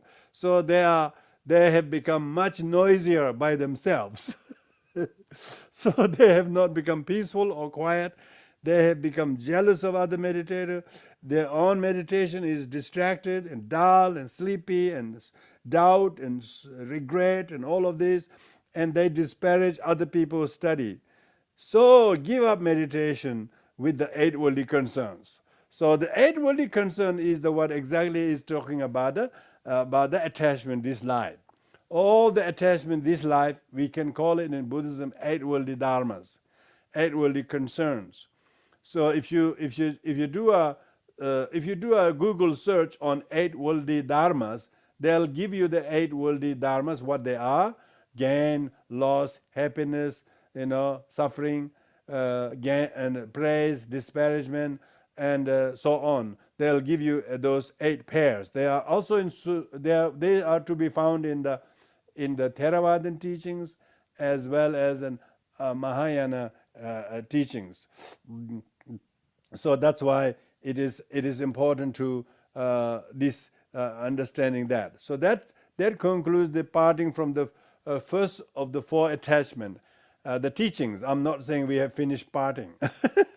we have just finished talking about it. Now, second is the relinquishing attachment to samsara. In order to attain nirvana, give our attachment to three realms of existence. So, meaning in order to attain nirvana, because there are two types of nirvana: nirvana of cessation and a nirvana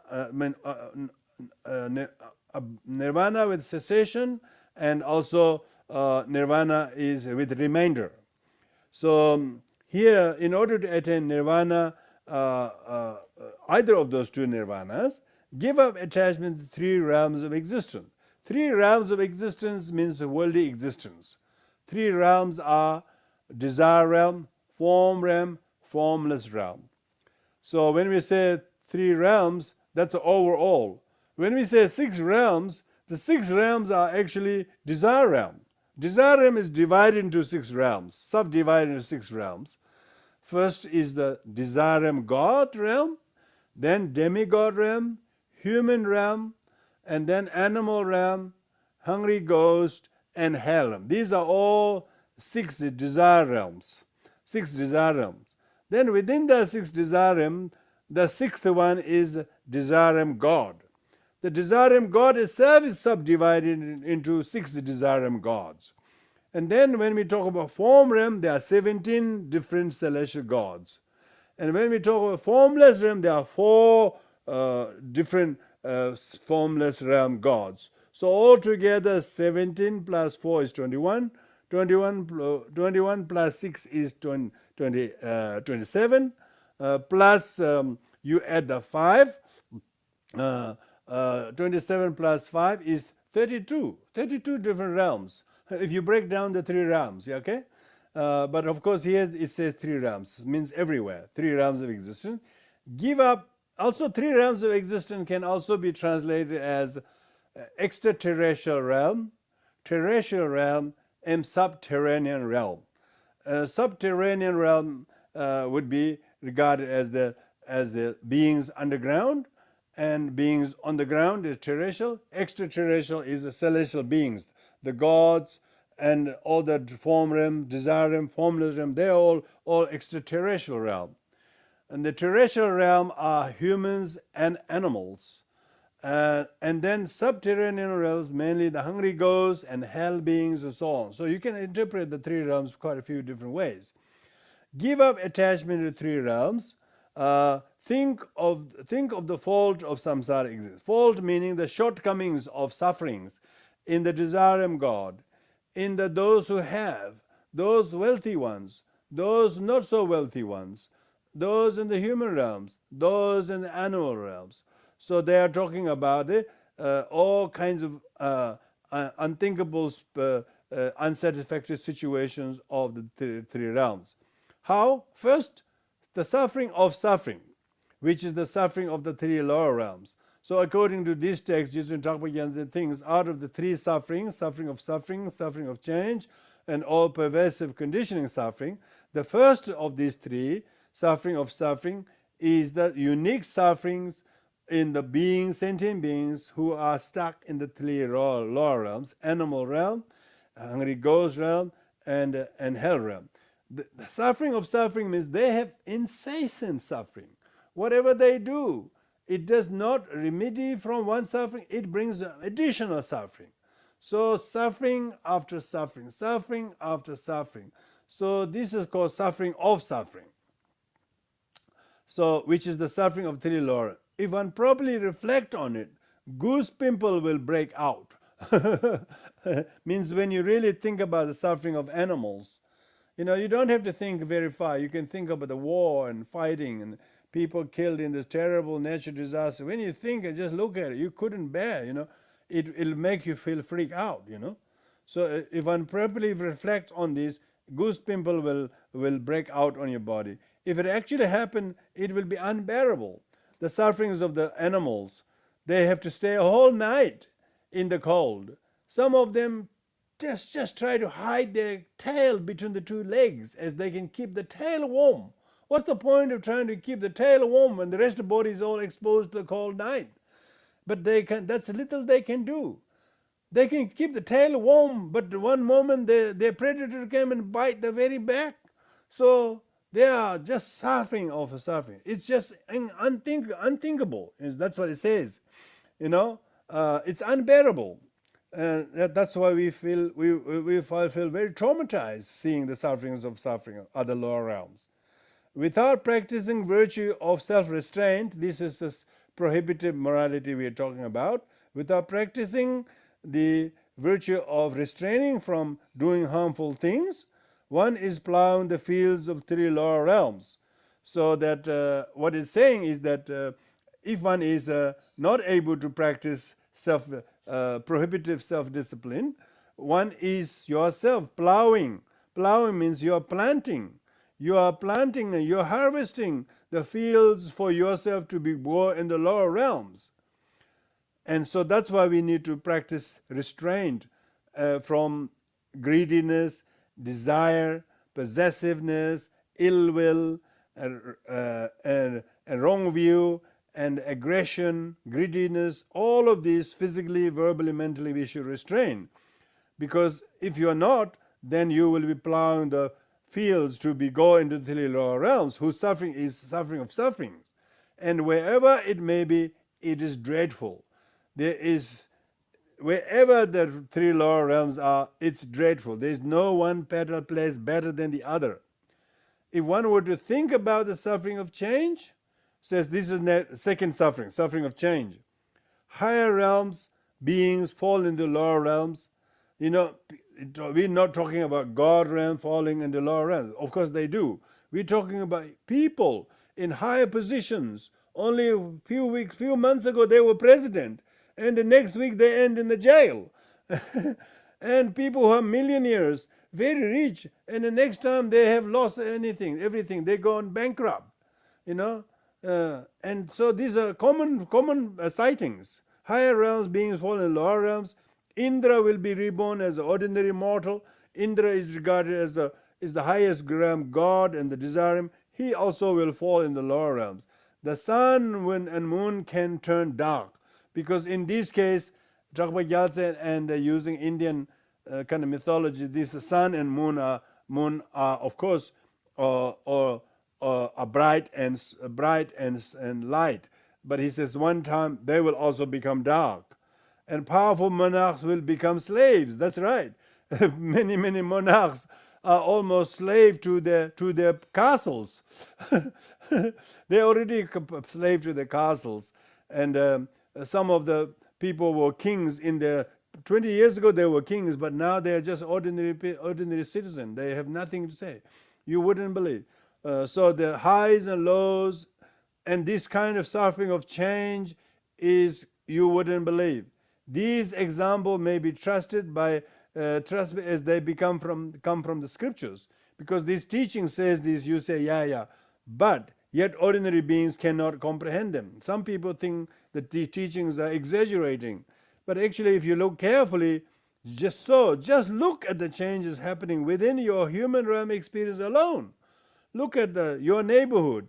Look at some of the half a dozen your friends, where they were 20 years ago, where they are now.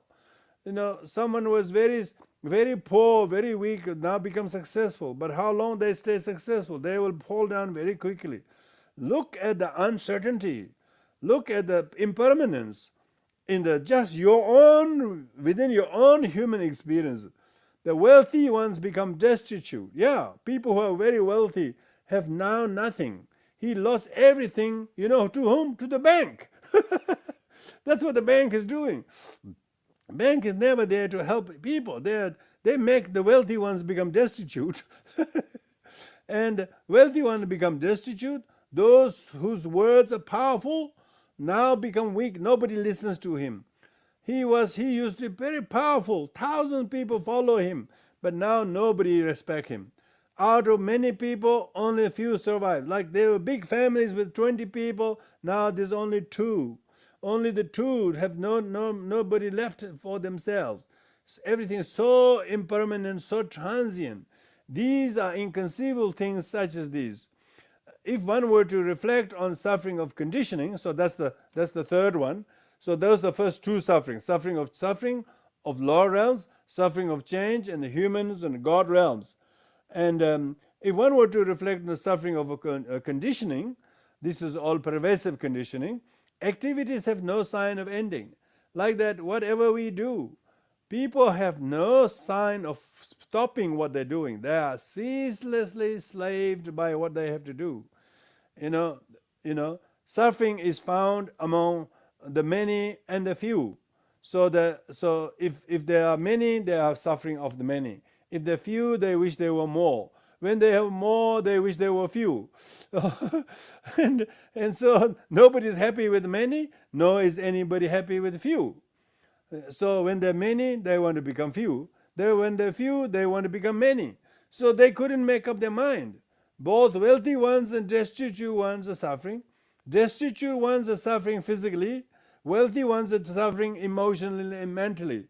So neither of them are really that different in terms of different sufferings. So wealthy ones couldn't sleep, not because they don't have things, but they don't know how. They worry too much because they have so much to worry about. So wealthy ones has a wealth of sufferings. So he's a wealth of sufferings. Destitute one suffering because they don't have anything, and they don't have anything to eat or drink or wear. So their suffering is physical, but they don't have the same degree of mental anxiety. The wealthy ones living in penthouse, living and have many cars, luxurious surroundings, but mentally they are sleepless. They could not focus their mind very well, and their whole life goes wasted in doing ceaseless preparations, always preparing, always packing, always sending, always packing, always sending, always packing, always sending, never satisfied. However many they pack, however many they send, they become donkey. They become slave of sending and packing and carrying and opening and sending and packing and opening. They just do this ceaseless activities. Towards the end of their day, they're tired and exhausted, yet they have never enough of. Next morning, they're even more enthusiastic to do one more again and again, and one day they go drop dead. They, even when they're about to die, they still are doing preparation. Their whole life is wasted while doing preparation for this inevitable thing that's only death. But yet they have not accomplished anything. Activities have no sign of ending. Yeah? And at the end, all die in the midst of preparations. Even at death, preparation does not stop. Yeah? One starts once again the next life's preparations. There is no turning back. You are stuck with your feet already put inside the next life.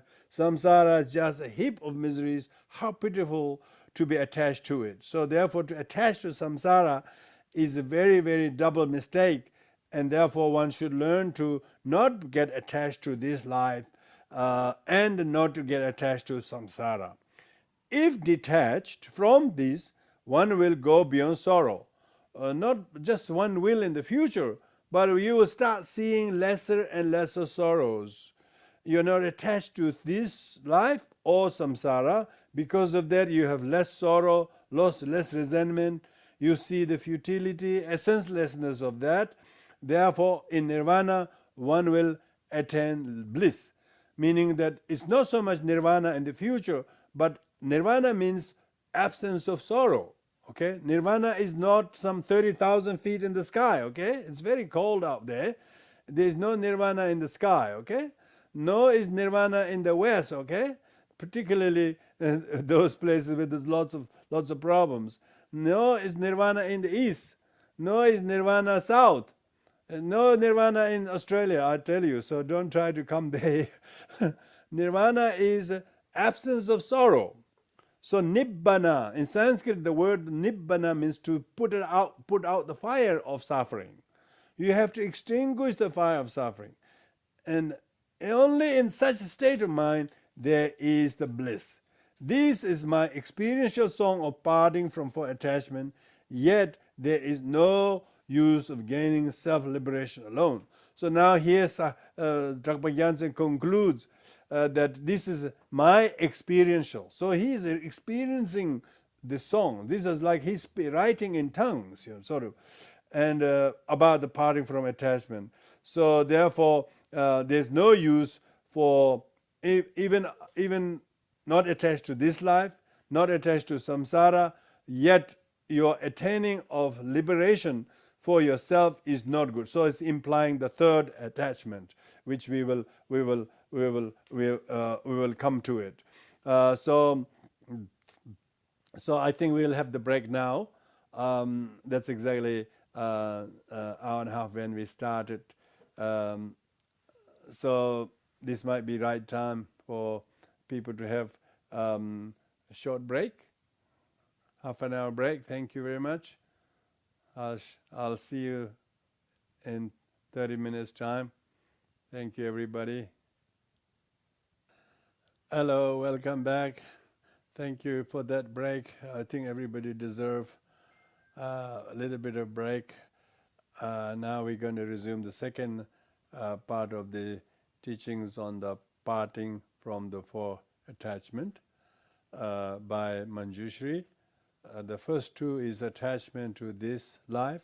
Second is attachment to samsara, and this applies to every sentient being, with the exception of few realized ones, who are all stuck in the mud pool of attachment to themselves, their life, and their samsara.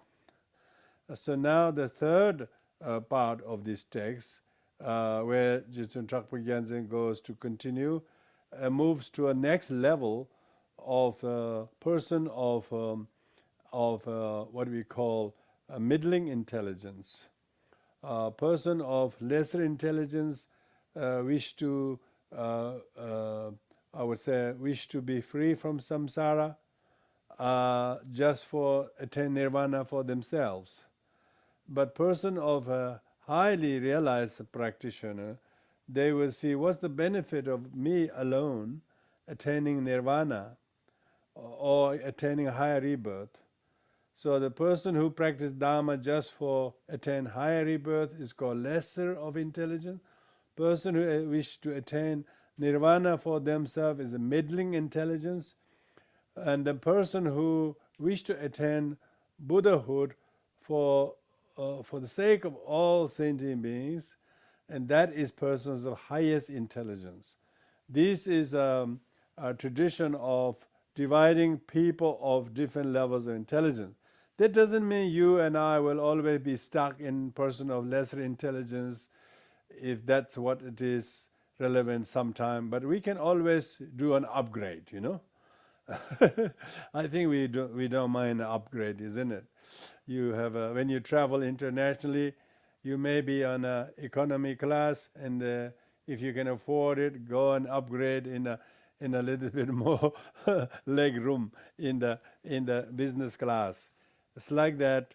If you can better and upgrade your mentality, not just seeking a higher rebirth for yourself, or seeking nirvana just for yourself.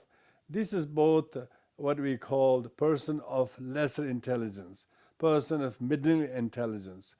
It doesn't mean these are necessarily Theravadins. We shouldn't think like that. There are many good Theravadan brothers and sisters who have very good discipline and who have very good heart, and they actually have lots of loving kindness, lots of compassion, and they may not explicitly talk about bodhicitta, but they really have lots of karuna. They have lots of Brahma Viharas. So we should not think of these things between schools. These are different attitudes within the person whose attitude is to attain higher rebirth themselves. Lots of Buddhists are like that. Most Buddhists, they are always saying, can you please pray to have a higher rebirth, a good rebirth? They're always ordering higher rebirths. They always nobody's ordering nirvana. Hardly anybody's ordering enlightenment. They always go to the masters, offer a red packet, and say, could you please pray to a higher rebirth? Oh, I would like to say, is that all? Is that all? So, the poor thing, they don't know how to ask for the upgrade, So therefore, this third parting from the attachment to selfish purpose is very, very important one, because even if you attain higher rebirth, even you attain nirvana, so what? There's nothing unique about it. That's why now we're going to move on to the third chapter, third point of this for attachment, relinquishing attachment to one's own self-interest. So this one goes on. Sentient beings of the three realms are all our parents. Now, in the kind of we will call the highest level intelligence, person of superior level intelligence. Some people call the Mahayanists. Who knows Mahayanists are Mahayanist? you know, just because they wear a gray robe, just because they live in China or Japan or Vietnam. Who knows they are Mahayanas or not? You know, Mahayana means a great scope of wanting to practice for the benefit of all sentient beings. So, and who regard all sentient beings as one's unrecognized parent.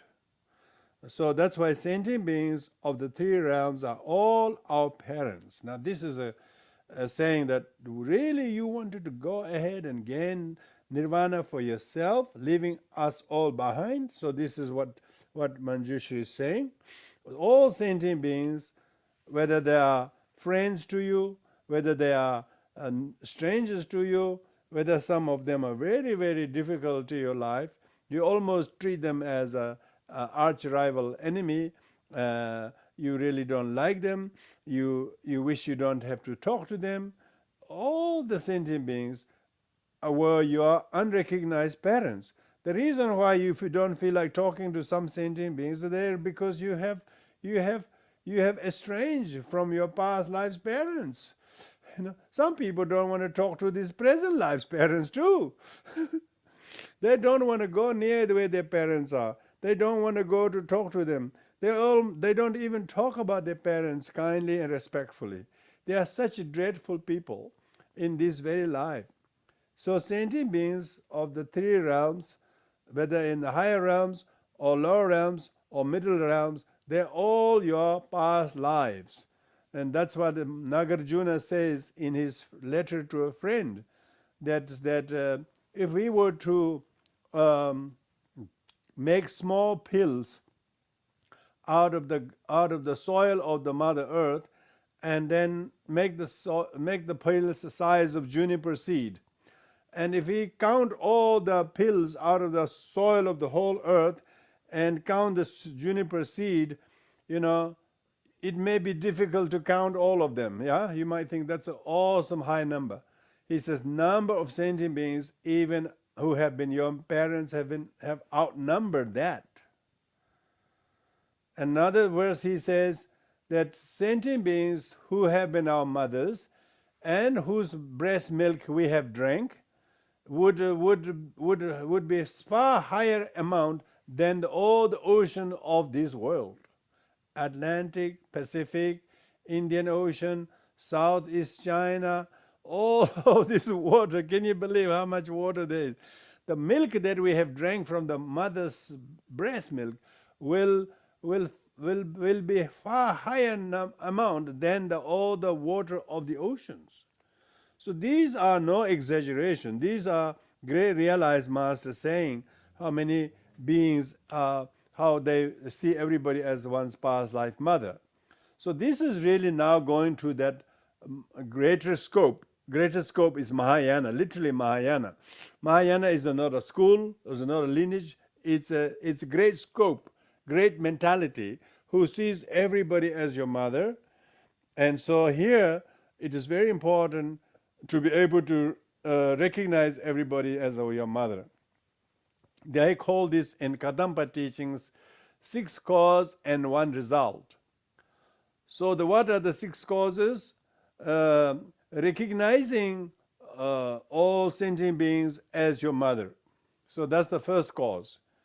So no matter how difficult somebody is to you, and how aggressive they are to you, it's most likely they are like that because they are our past life mothers. We have not settled the scores properly.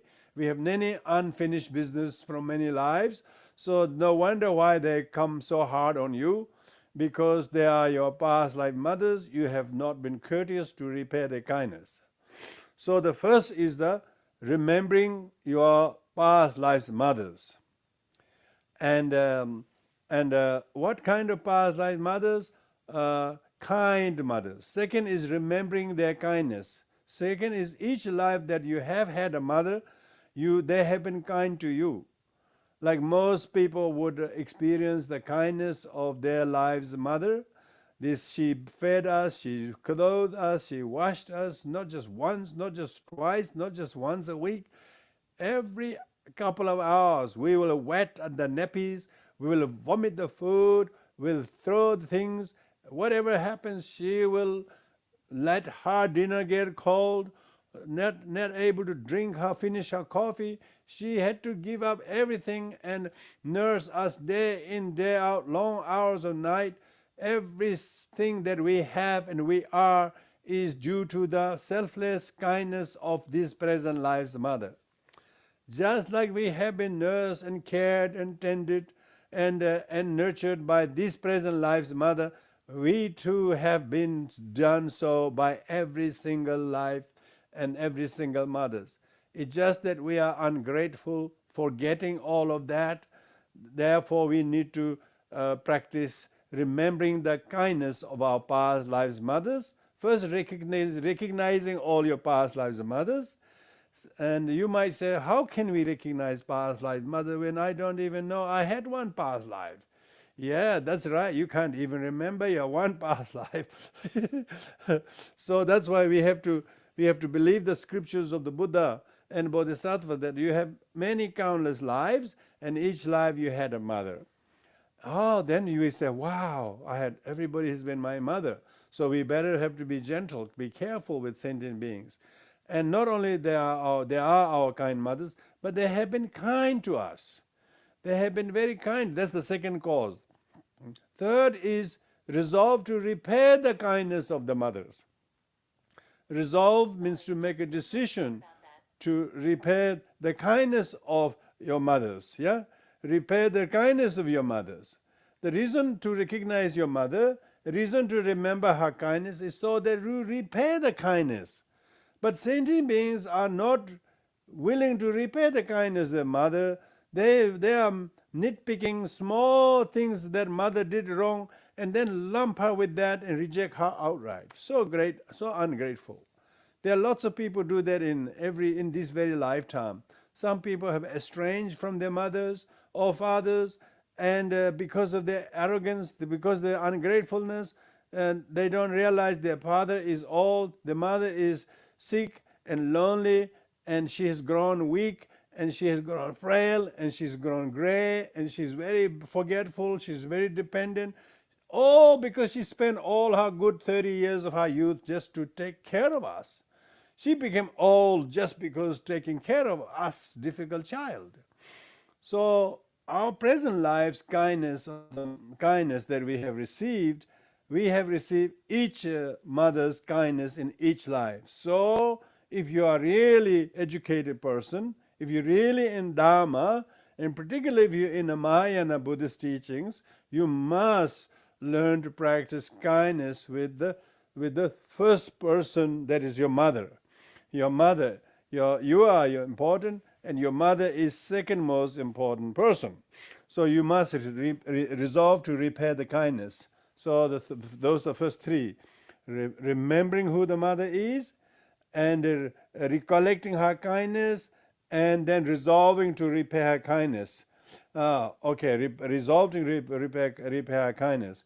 The fourth one is increasing your affection towards your mother.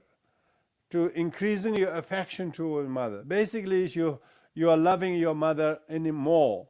Now that you don't recognize who she is, but you know that they have been your mother, they have been kind to you, and you are resolving to repair kindness. Now you are developing this very So, liebe affectionate love Deutschsprachigen, ich war kurz towards the mother rausgeschmissen, jetzt or bin your ich wieder da. Es father, geht weiter mit der Übersetzung. Dear Rinpoche, mother or father, could you whoever please you can stop for a remember second? the kindness to, you are resolving to repair the Technische kindness. Probleme. And how to Ihr resolve the müsst kindness also is that you diese need to Liebe, increase die your euch eure nearness, Mutter your entgegengebracht hat, fondness, your zurückgeben. affection towards Und wie them. macht ihr das am You besten? can't spend a day without thinking of your mother, thinking of sentient beings, how to repair their kindness. Because it says that all sentient beings in the three realms of existence have been your mother. This is what it's saying. Sentient beings of the three realms are all your parents. Not just mother, but also father. Not just once, not just twice. It's countless times. And so therefore, yet each of them have become frail, old, and dependent and sick and needy, and yet we do not remember what to do. So therefore, instead of being a very ungrateful, we should remember the sentient beings as a mother and recollect their kindness and resolve to repair their kindness, and now increase your affection for them, to make the very strong loving feeling toward them. And once you have done that, then you practice loving kindness. May all sentient beings who have been my mother be well and happy. May all sentient beings who have been my mothers, what can I do to make them happy? So therefore you go out of your way to make sentient beings happy, or at least peaceful, or contented, or loved, or respected. So that's the fifth one. Sixth one is, as you become very closer to sentient beings, loving them, then you begin to know their suffering much more. So when you know their suffering, you resolve to practice compassion. So that's the sixth one, is compassion. Yeah. Sixth one. These are the six causes.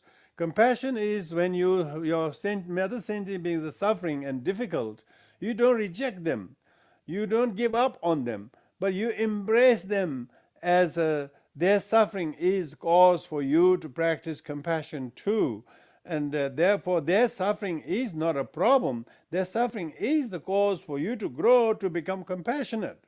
So that's why the developing the affection, loving kindness, compassion, there's three last causes, complements to the first three: remembering who the mother is, recollecting her kindness, and resolving to repair kindness. How do you repair kindness? By affection, by increasing affection, by practicing loving kindness, by practicing compassion. By doing these six, then you will get the seventh one, which is the result. The result is altruism. Result is that you will gain Buddhahood. You will attain enlightenment in order to benefit sentient beings. So therefore, it's a pity to neglect our parents in a thicket of suffering. Yes, it is not only pity, but it is shameful. It is awful. It is devastating to, if you know someone who is neglecting their parents to suffer while they themselves enjoy, you feel they are ungrateful. They're so careless. They don't even observe their filial duty. So therefore, it's such a sad thing. People are so distant from the parents. They don't say hello to them. They don't visit them. They don't say they love them. Even if they are like that with their present life's mother, how much more they are able to, more difficult it is for them to reconnect with past life's mother. No wonder sentient beings are suffering in samsara, because that very thickness of suffering are because of neglecting the well-being of your own old, kind, dependent, sick, and needy parents, past life's parents. While wishing happiness only for ourselves, may the sufferings of three realms ripen upon me. So now this is the Bodhisattva, Mahayana practitioner, now wish to take on what we call take on the practice of Tonglen. Tonglen, yeah. Tong means giving, loving kindness. Len means taking sufferings, accepting suffering people, accepting people with problems, and don't sort of create a demarcation. We can't have people with problems. I mean, that must be not Buddhist. We can't have people with problems, they call it. I mean, how about yourself, We can't have you in samsara. But we ourselves are full of problems, and yet we don't want to accept people with problems. This is not Mahayanist. This is not Buddhist. This is completely contradicting to the very teaching of the spirit of Dharma. So therefore, we must accept, tolerate the sentient beings with problems. Why? Because if you ignore them, then you are not even practicing the basic Dharma, let alone the Mahayana Dharma. So therefore, if the sentient beings are difficult, and which they are, because they have lots of heaps of suffering and karma and sorrow and a lot of unfinished karma, and then you wish to take on their sufferings. See, she says, may the sufferings of the three realms of sentient beings ripen upon me. So you make prayer. May I get all the sufferings of other people, because I'm suffering anyway, so I might as well make it perfect, so to speak, so that I utilize the sufferings of myself to be a useful suffering. Lot of the sufferings are wasteful, completely unproductive suffering. But here Mahayana teaching will make your sufferings meaningful. Buddha was sitting under the Bodhi tree while practicing bodhicitta. He is suffering for the meaningful purposes of taking on the sufferings of others, as if he can take the sufferings of others, but mainly he's dedicating his arduous effort so that he can, in the end, reward sentient beings through his enlightenment, which exactly he did. So that's why I say, may the sufferings of the three realms ripen upon me. It's a mental training. It's a mind training of Tonglen, taking the sufferings of others and giving and wishing all sentient beings, may he be well, may he be free from ill will, may he be free from enmity, may he be free from anxiety, may he be filled with love and compassion. All these benedictive prayers we say in Buddhist prayers, may such and such happen, is actually Tonglen. Tong means sending loving kindness, and Len means taking the sufferings, accepting sentient beings with problem, and don't complain about sentient beings. That's very good. Why? I'm doing Tonglen. You don't even say I'm doing Tonglen. You just pretend as that you are not doing much outwardly, but deep down you are accepting sentient beings with their karma, with their problems, not because they are not easy to deal with, but because when you are dealing with difficult sentient beings, your practice Dharma flourishes. Your practice Dharma has true meaning.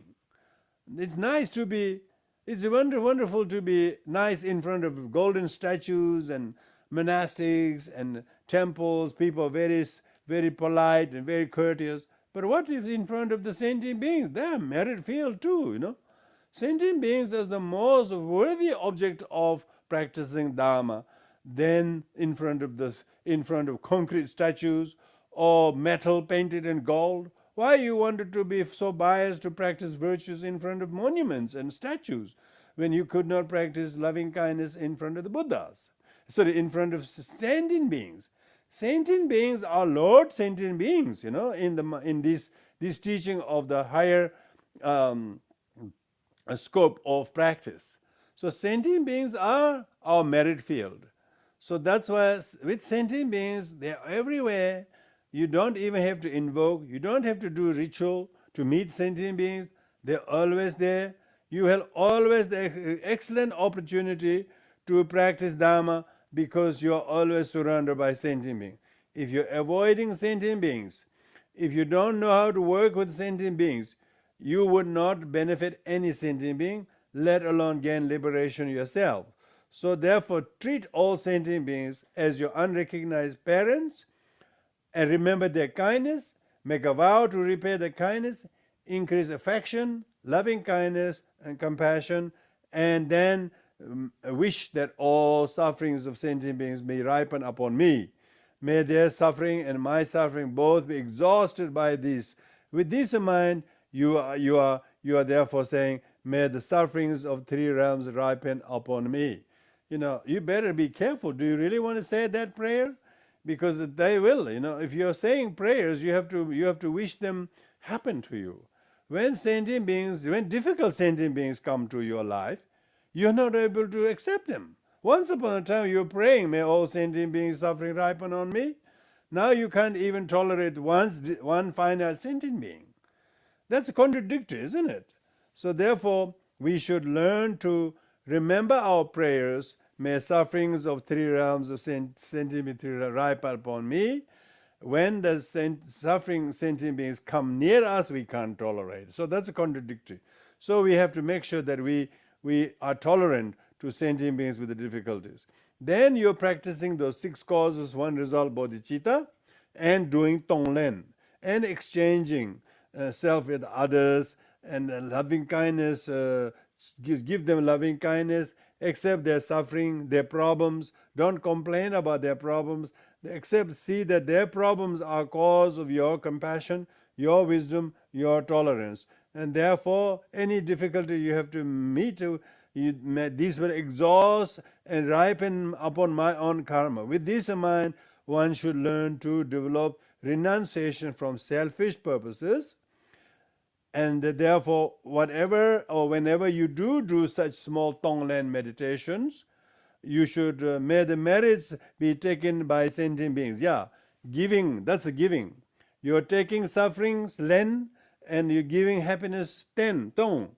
So tonglen is alternate. You need to alternate taking the sufferings of others. Taking doesn't mean you physically remove them. Taking means accepting the universality of sentient beings with suffering and the pitifulness of them, and therefore you don't get shocked and run as if you have never seen sentient beings with suffering.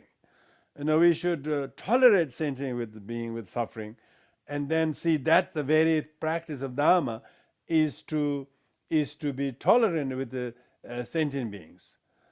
People may be glucose. People may be gluten intolerant. People may be maybe wheat intolerant, but you cannot be intolerant with sentient beings. If you are you can say I cannot have gluten, I cannot have have this or that, but you can't say I can't have sentient beings with problems. So then if you do, you wouldn't be practiced. You're still attached to your selfish purposes, and if you do that, you would not benefit sentient beings. So therefore, may the merits, may my merits be taken by sentient beings. If sentient beings take something from you, your time, your money, your resources, your well-earned something, if they take away, even you are stolen, you're robbed on a journey, on a pilgrimage, instead of saying I was robbed, I was swindled, you should say, may such and such whoever took, may they be happy that I didn't have the happiness to keep these things from. And so when you do that, you are doing real Tonglen. And so that's why in order to indicate and realize that you are not attached to selfish purposes, you should always give everything to sentient beings, take all the difficulties of sentient beings upon yourself. And through the blessings of the merit of doing this Tonglen meditation, may all beings attain Buddhahood. What a lofty goal. Even the Tonglen that you do is so that all sentient beings become enlightened, which is the very purpose of this very third practice is relinquishing attachment to self-interest. So even taking the sufferings of sentient beings, giving happiness to sentient beings is not the purpose of giving happiness to sentient beings and yourself become end up with all the suffering. Even all of this is so that ultimately may we all attain Buddhahood. So that is the highest goal and purpose and objectives. This is very Mahayana. Mahayana is from the point of view is great objectives. Objective is to attain Buddhahood, not to higher rebirth, not to gain nirvana for oneself, not to be with some easy sentient beings, don't have to deal with difficult sentient beings. These are not purpose of Mahayana. Mahayana's objective is Maha-objective. Objective is great. That is to attain enlightenment for the sake of all sentient beings. They have many such great objectives. The great objective, great accumulation, great practice, great diligence, great skillfulness, and all of this, with this we need to do the practice. Then may all beings attain Buddhahood. Yeah, even your practicing of bodhicitta and renunciation of selfishness is so that other beings attain Buddhahood, not that you attain Buddhahood. That's not the purpose. What's the point of we attain Buddhahood when sentient beings are still languishing in samsara? So that's why it is painful, it is shameful to ignore sentient beings stuck in the thicket of samsara while oneself wish to attain enlightenment. So here it is opposite. Even if you have to remain in samsara for long period of time in the lower realms, you rather pray to be born there instead of you gaining Buddhahood for the sake of yourself gaining Buddhahood. That's why the late consort of Chökyi Lodro, Jaman Khyentse Chökyi Lodro, she had made prayer that may she be born in the hell realms. Because if she be born in the hell realms, at least she will be able to assist and help those who are languishing in the hell realms. She did not pray for herself to be born in some ideal place or locations when she doesn't have to deal with sentient beings. So that's why these sentiments are very clearly expressed in this practice of bodhicitta. Now, this is third parting from attachment to selfish purposes is the practice of the Mahayana, a practice of the person of the greater vehicle who wish to attain Buddhahood for the sake of all sentient beings. Now, this brings us to the fourth attachment. Yet, no matter what I abide in the Dharmata, so this is talking about now you as a result of practicing, taking sufferings of others, giving your happiness to sentient beings, doing this Tonglen meditation.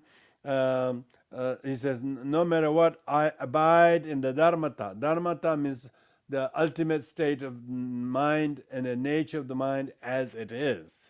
So you stay very, very still and serene and not attached to this, not aversive to this, and completely suspending yourself in the state of reality as it is. I abide in the Dharmata. For with grasping, there is no freedom. Even if you do have abide in the Dharmata, you're not meant to develop grasping. Any kind of grasping is grasping. So with grasping, there is no freedom. If there is grasping to the view, some people meditate and they have some high experiences, amazing dreams, they become really attached to them. And so therefore, if there is grasping to your meditation, your flavor of samadhi, your kind of supernatural ability to remember the qualities of Buddha, and therefore you increase your bodhicitta and devote. Even those things, you should see them as not something truly existing there to become attached. To elaborate this more in detail, if one grasps existence, there is no liberation. Yeah. So one should not. People have lots of grasping to existence. They are afraid of dying.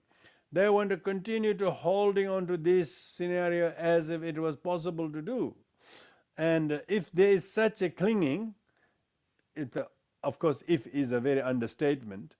A lot of time, people always have that clinging to that existence, to that state that they may able to gain in the meditative state, in a mind that is free of dullness, free of doubt, free of indecision, but lots of faith. You really are all in a meditative trance of being enlightenment. But if you become attached to this, he says, if there is grasping to this, there is no liberation. So you will not gain liberation if you are attached to things. So this shows that you have no realization of the emptiness of phenomena. You are grasping to the nirvana as truly existing. You do not see the nirvana as also do not truly exist. So there is no real liberation because there is a grasping to the existence that you have reached some high states. That's the problem of many non-Buddhist kind of Vedic tradition. They actually promote people to attain kind of supreme state of mind, one with God, and then develop grasping to that state of Brahmahood. That is also grasping. So if there is a grasping to one's reality, there is no liberation because one is grasping to phenomena as truly existing. Even phenomena of enlightenment do not truly exist. Not, it doesn't mean it doesn't exist. It does exist. It does not exist independently and inherently or autonomously. No enlightenment exists autonomously. So if one grasps its existence, there is no liberation. And if one grasps at non-existing, there is no higher rebirth. So this is talking about the extremes of grasping to existence and extremes of grasping at non-existence. There is no higher rebirth. Since it is not possible to grasp as both, you can't develop grasping to the non-existing as well as existence. If you have attachment to either of these, it is impossible, because since it is not possible to grasp at both existing and non-existent, let the way things be in its non-dual state. So this is talking about suspending all activity, but let the mind simply be at its natural ease. For all things are within the range of the mind, because everything is just your mind. Even the mind itself is not to be found in the mind. Until you check it, it looks as it did exist. Even the mind itself is not the nose, not the hands, not the ear, no nose, no mouth, no tactile. We already go through the list of it. Then you realize there is no point getting attached to this state of being. So that's why for all things are within the range of your mind. Everything is what you think. And when you look at the mind that thinks, you could not find where it starts, where it peaks, where it finishes. So this kind of a hide and seek between mind and emptiness. You think there is mind, but when you think there is mind, it is totally empty. But when you think it's empty, the ever-present luminosity is still there. So therefore, it says one should learn to meditate without any attachment to this life. And so without searching for a creator, this is creator as in Judeo-Christian belief, there's a creator of the world, that he has created this everything, the God created. He says, without searching for a creator of the four elements, because four elements are earth, water, fire, and air. All these four elements are mutually inclusive existence. There's no mutually exclusive existence. So the four elements that creates our body, that creates our height, our health, all of these things, without searching for an external creator God, such a mere chance or an almighty God, let the mind dwell its own state. So this talking about the meditator need to now subjectively and metacognitively look at the nature of the mind, and so that you do not develop grasping to either existence or non-existence, but go beyond that. Why? Nature of appearances is like illusion. Nature of appearances means whether it's a visual appearance or auditory appearance or olfactory, gustatory, and tactile object that appears. The nature of appearance is like a magical illusion. They only appear when the magician, his paraphernalia, his monkey, his drum, and his kind of audience, when all these things comes, then he can create some illusion. And this arising of illusion is also interdependent originated. So therefore it's empty of inherent existing, empty of permanent existence, not empty of existence as general speaking. Since the mode of reality is inexpressible, that state of meditation is not able to say our words. No matter how rich you are in vocabulary, you wouldn't be able to utter it. Therefore it's inexpressible. Mode of reality is inexpressible. So let yourself be in a state free of elaboration. So let oneself be suspended. So be in a state that is free from elaboration, meaning rationalizing and adding some kind of feather to the arrow. So do not add any fabrication and elaboration, and your mind shall stay in that state of ultimate meditation. That's the idea. So that very much concludes all the four parting from the four attachment. So of course the four attachments is just a minimum. Attachment also means ignorance. Attachment also means hatred. Attachment also means arrogance and lack of humility. So therefore, Drakpa Gyaltsen, in closing his text, which he writes, by the merit of this virtue, so he's talking about writing down these 29 verses. He says, by the merit of this virtue. Where does the virtue of writing and making coherent explanation on the four parting from four attachments, just 4 lines, that he is able to make it very, very meaningful application of these practices. So therefore he is dedicating the merit that whatever, however slight and small or minor merit that has been acquired from this initiative, he says all phenomena is nature of illusion, they're interdependent and is inexpressible, and so let the mind be rest in its expressible state of meditation. So so it is important to see everything as dependent and illusory and therefore not truly existing.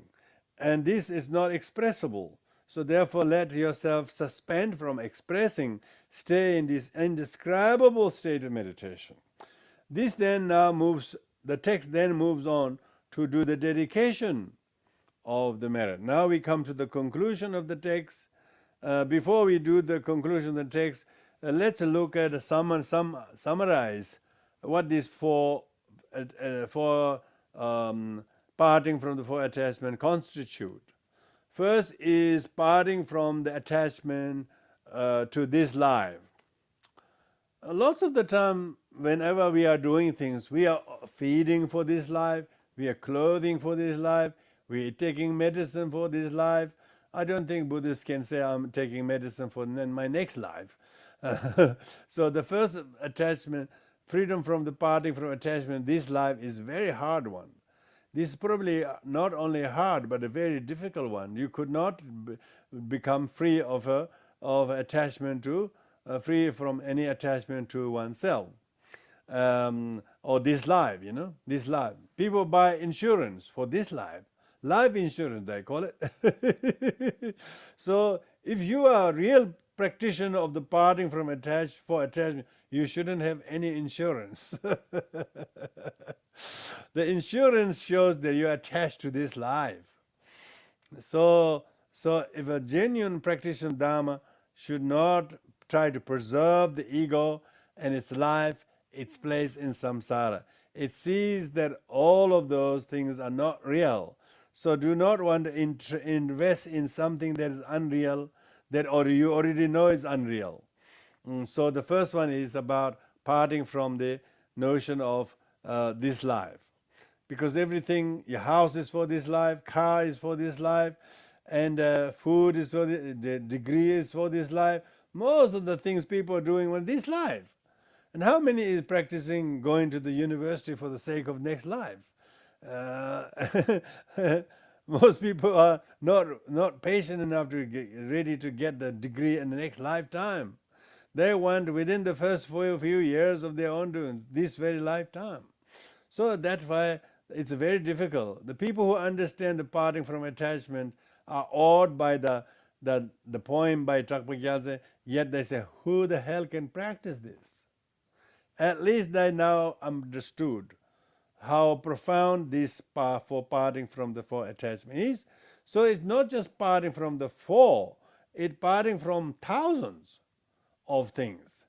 And the practitioner is grown up and wise and intelligent enough to distinguish the importance of them not getting attached to self, to this life, samsara, and to views.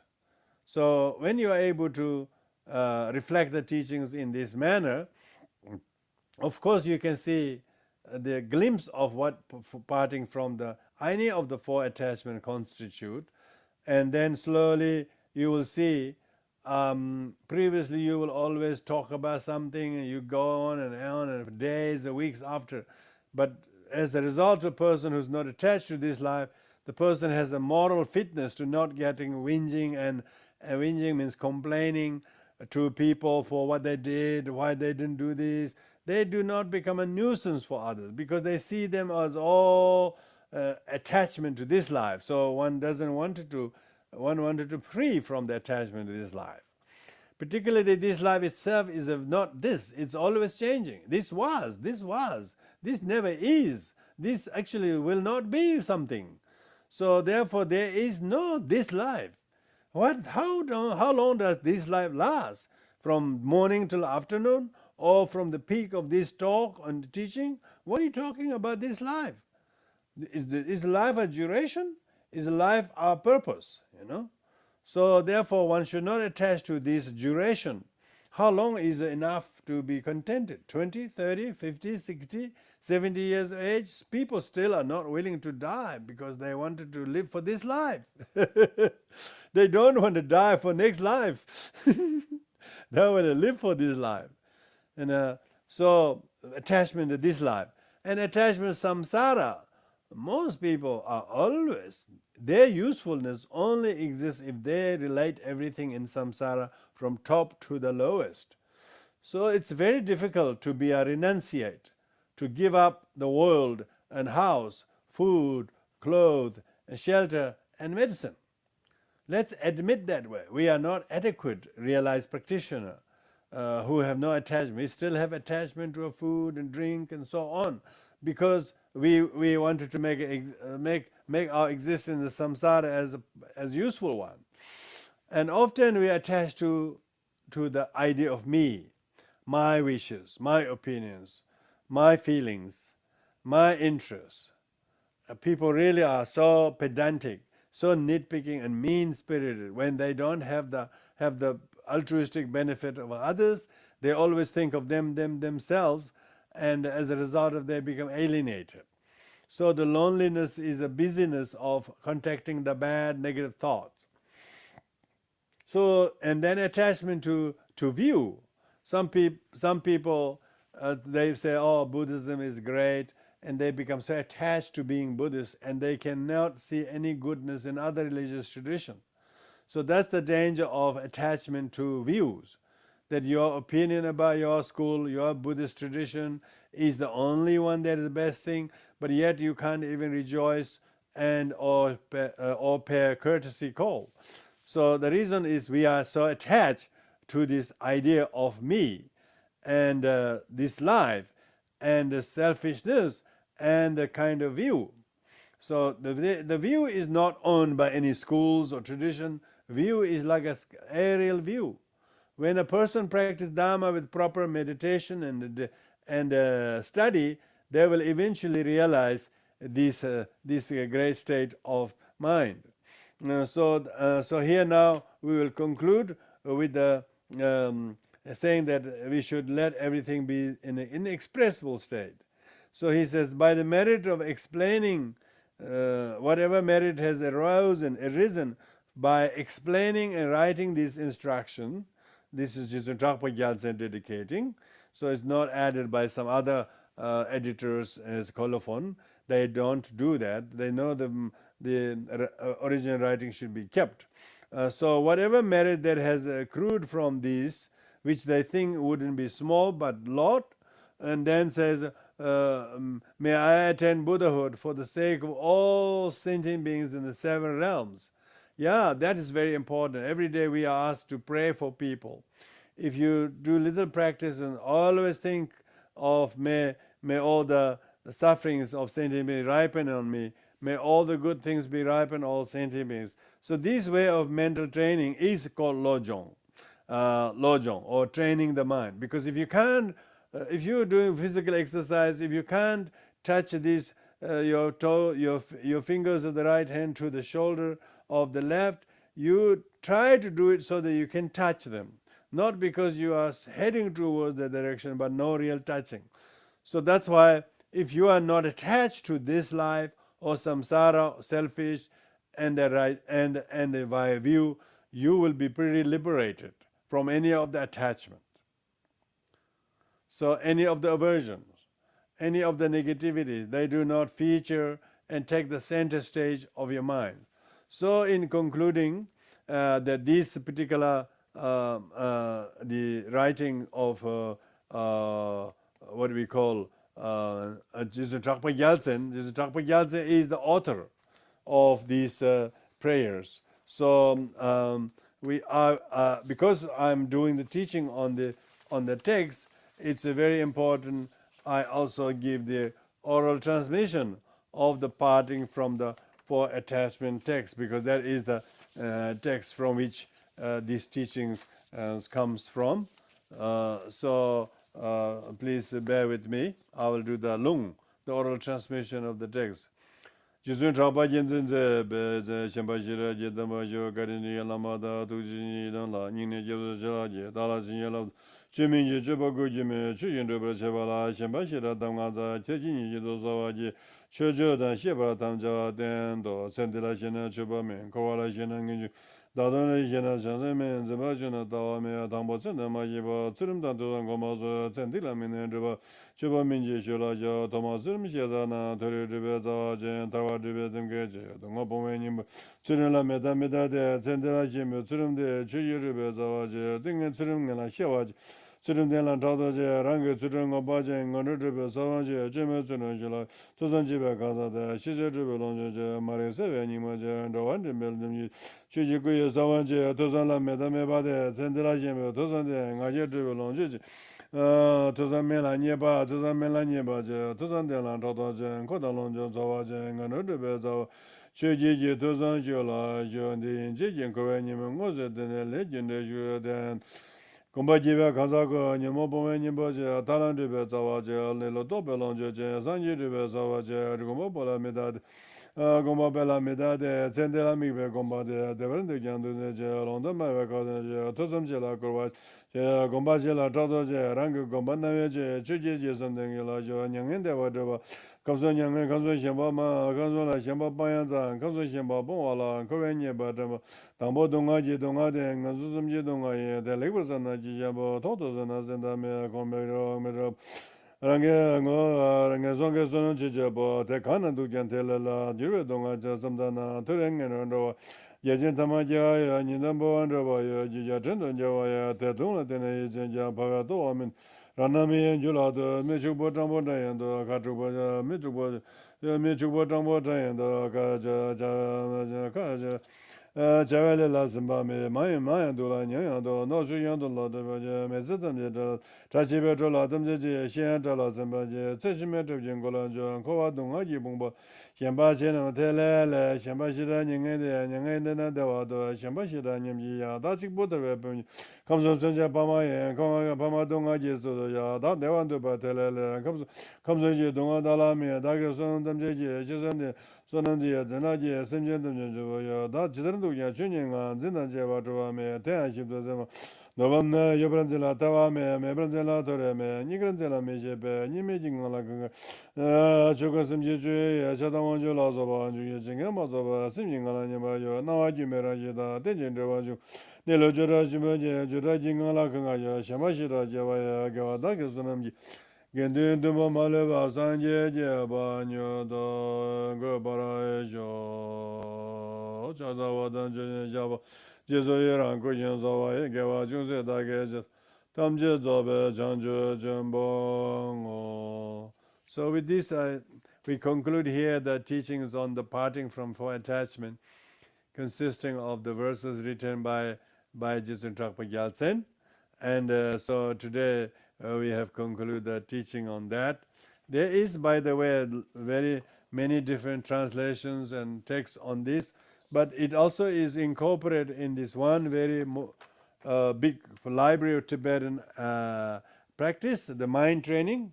It's called mind training.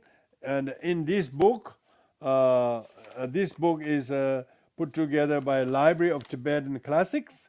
This is Geshe Thupten Jimpa, who is His Holiness Dalai Lama's official translator. He has put together all the Lojong texts in Tibetan Buddhism in this one volume called Mind Training. And in these very texts we went through, and other more detailed instructions, commentary, more detailed commentary on this thing is all put in this book. And so it's called Mind Training. Mind Training from the Mind Training from the Library of Tibetan Classics. That book is readily available on Amazon if you wish to acquire one. But anyway, you have received at least a short commentary teaching tonight on the parting from four attachment. And if one is able to even fathom and comprehend the kind of the idea behind parting from attachment to this life, parting from attachment to the status, parting from attachment to one's gender, parting from attachment to one's culture, one's language, one's ethnicity, all of the sufferings caused by attachment to these things, without realizing one has to part and let go those attachments. If the teeth in the mouth is more painful than it does any eating, you should take the teeth, remove the teeth, and pay a good price for the dentist to remove your teeth. So parting from attachment to your teeth, parting from attachment to your position. Some people don't want to let go some positions. When some people comes on, they don't want to pass on very willingly. So one has to learn to part from those very positions, relationships, status, youth. You have to learn to part from your attachment to youthfulness. That not being able to part from the attachment to youthfulness is the grievances and sadness when you get old. Otherwise, when you get old, you are very bold and wise and courageous and fearless. Why? Because you're not attached to your youth, because it doesn't exist anymore. One doesn't know everything is impermanent. And when you know everything is impermanent, you will deliberately part away without someone giving you teachings how to let go things. You will know exactly that there's this very problem teeth, wisdom tooth has to remove, and go deliberately pay like maybe over $1,000 to the dentist and have your own teeth removed, because attachment to the teeth only causes more problem in the mouth than it does anything good in the mouth. So therefore, what's the point of keeping the teeth? That is cause of suffering. So we know that, when people are told physically by doctors or dentists, they say, you should remove that teeth, there's no use. And we don't say, no, I'm attached to this teeth, please let me keep the doctor, please let me keep my teeth. People unhesitatingly will go and remove their teeth and have the problem removed. So here Manjushri is teaching us how to identify the problems that are created by our obsession and addiction to self and its feelings and so on. So that's why we need to learn to part, means go separate ways, and not becoming attached either due to fondness or due to aversion. Some people's enmity towards somebody is they're attached to the very object of loving kindness. They are projecting the opposite. So that's why it needs to be remedied by learning to let go and not practice attachment, not practice ill will, but learn to uproot ill will, learn to let go ill will, learn to see the futility of the ill will, learn to see how ill will just jeopardizes all your years of hard work. It could be destroyed by a momentary fist of anger and loss of temper. But if one knows the meaning of Lojong and training of the mind, we need to be much more conversant and cognizant of our inner mind and what our reading is, and not get attached to them one way or another. So with this, it's midnight here, I can feel it. And so therefore we will conclude here, everybody. Thank you for everyone's attention. and particularly my colleague translators who have been translating, because my own teaching is always a little bit, I'm speaking rather too fast, but most of the translators have really been patient and diligent, and have stood very steady and doing this translation for the benefit of all sentient beings. So therefore we offer our merits and do the dedication merits. I'd like to thank all of you. Thank you. Don't want to keep any longer, because that's all time and energy we have, and so we should not get attached. We should not get attached to any more teachings. So there is no teaching. That's a finish. Parting from the teaching. Parting from the teaching. And now we have to practice the parting from the attachment to those things. And it might be parting from your ill will, your wrong views, your opinions, your perceptions, and your opinions, and your thoughts. You need to learn to part from your own thoughts. You are suffering your thoughts. If you don't realize, one has to know what is the thought that I need to do the parting from. If the truth is not good, you have to remove it. If the thought is not good, we have to remove it. So you should purify your mind. Learn to part your mind from the negative thoughts and see them as your thought rather than see them about the object. It's your thought about the object you need to part. We don't have to part from people. They're never with us. They come and go at their pleases. So it's not the people we should part from. It's our enmity towards them. There's lots of couples who couldn't continue their relation together. They have biologically, physically parted, but they haven't parted from ill will. They haven't parted from the resentment from each other. So they are suffering. Their relationship of hating has actually begun more in earnest after they split. So that shows they have not parted from the root cause of suffering. They have only parted from secondary cause of suffering. So it's no point try to ask someone to, please, can you release this black rope? I'm bound by it.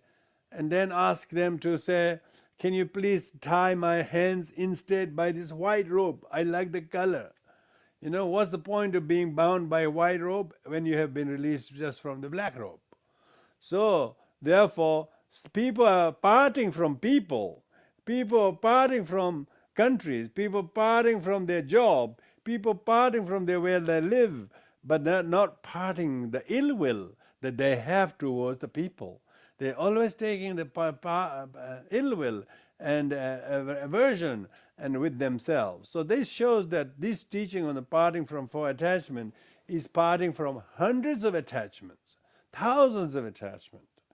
And I jokingly say this among the Tibetan community and Buddhists, saying that attachment to past life.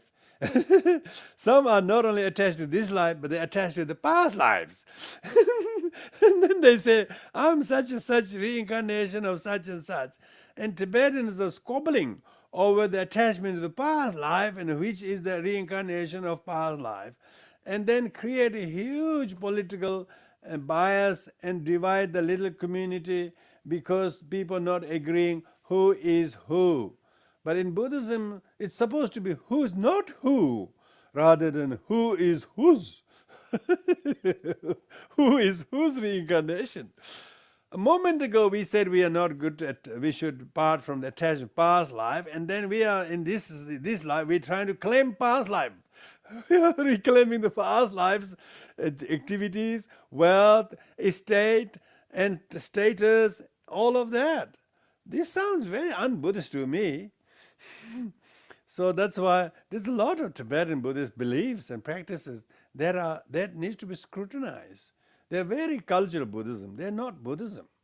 They're culturally thinking in Buddhism to think to such and such as reincarnation, such and such reincarnation. Who knows whose reincarnation?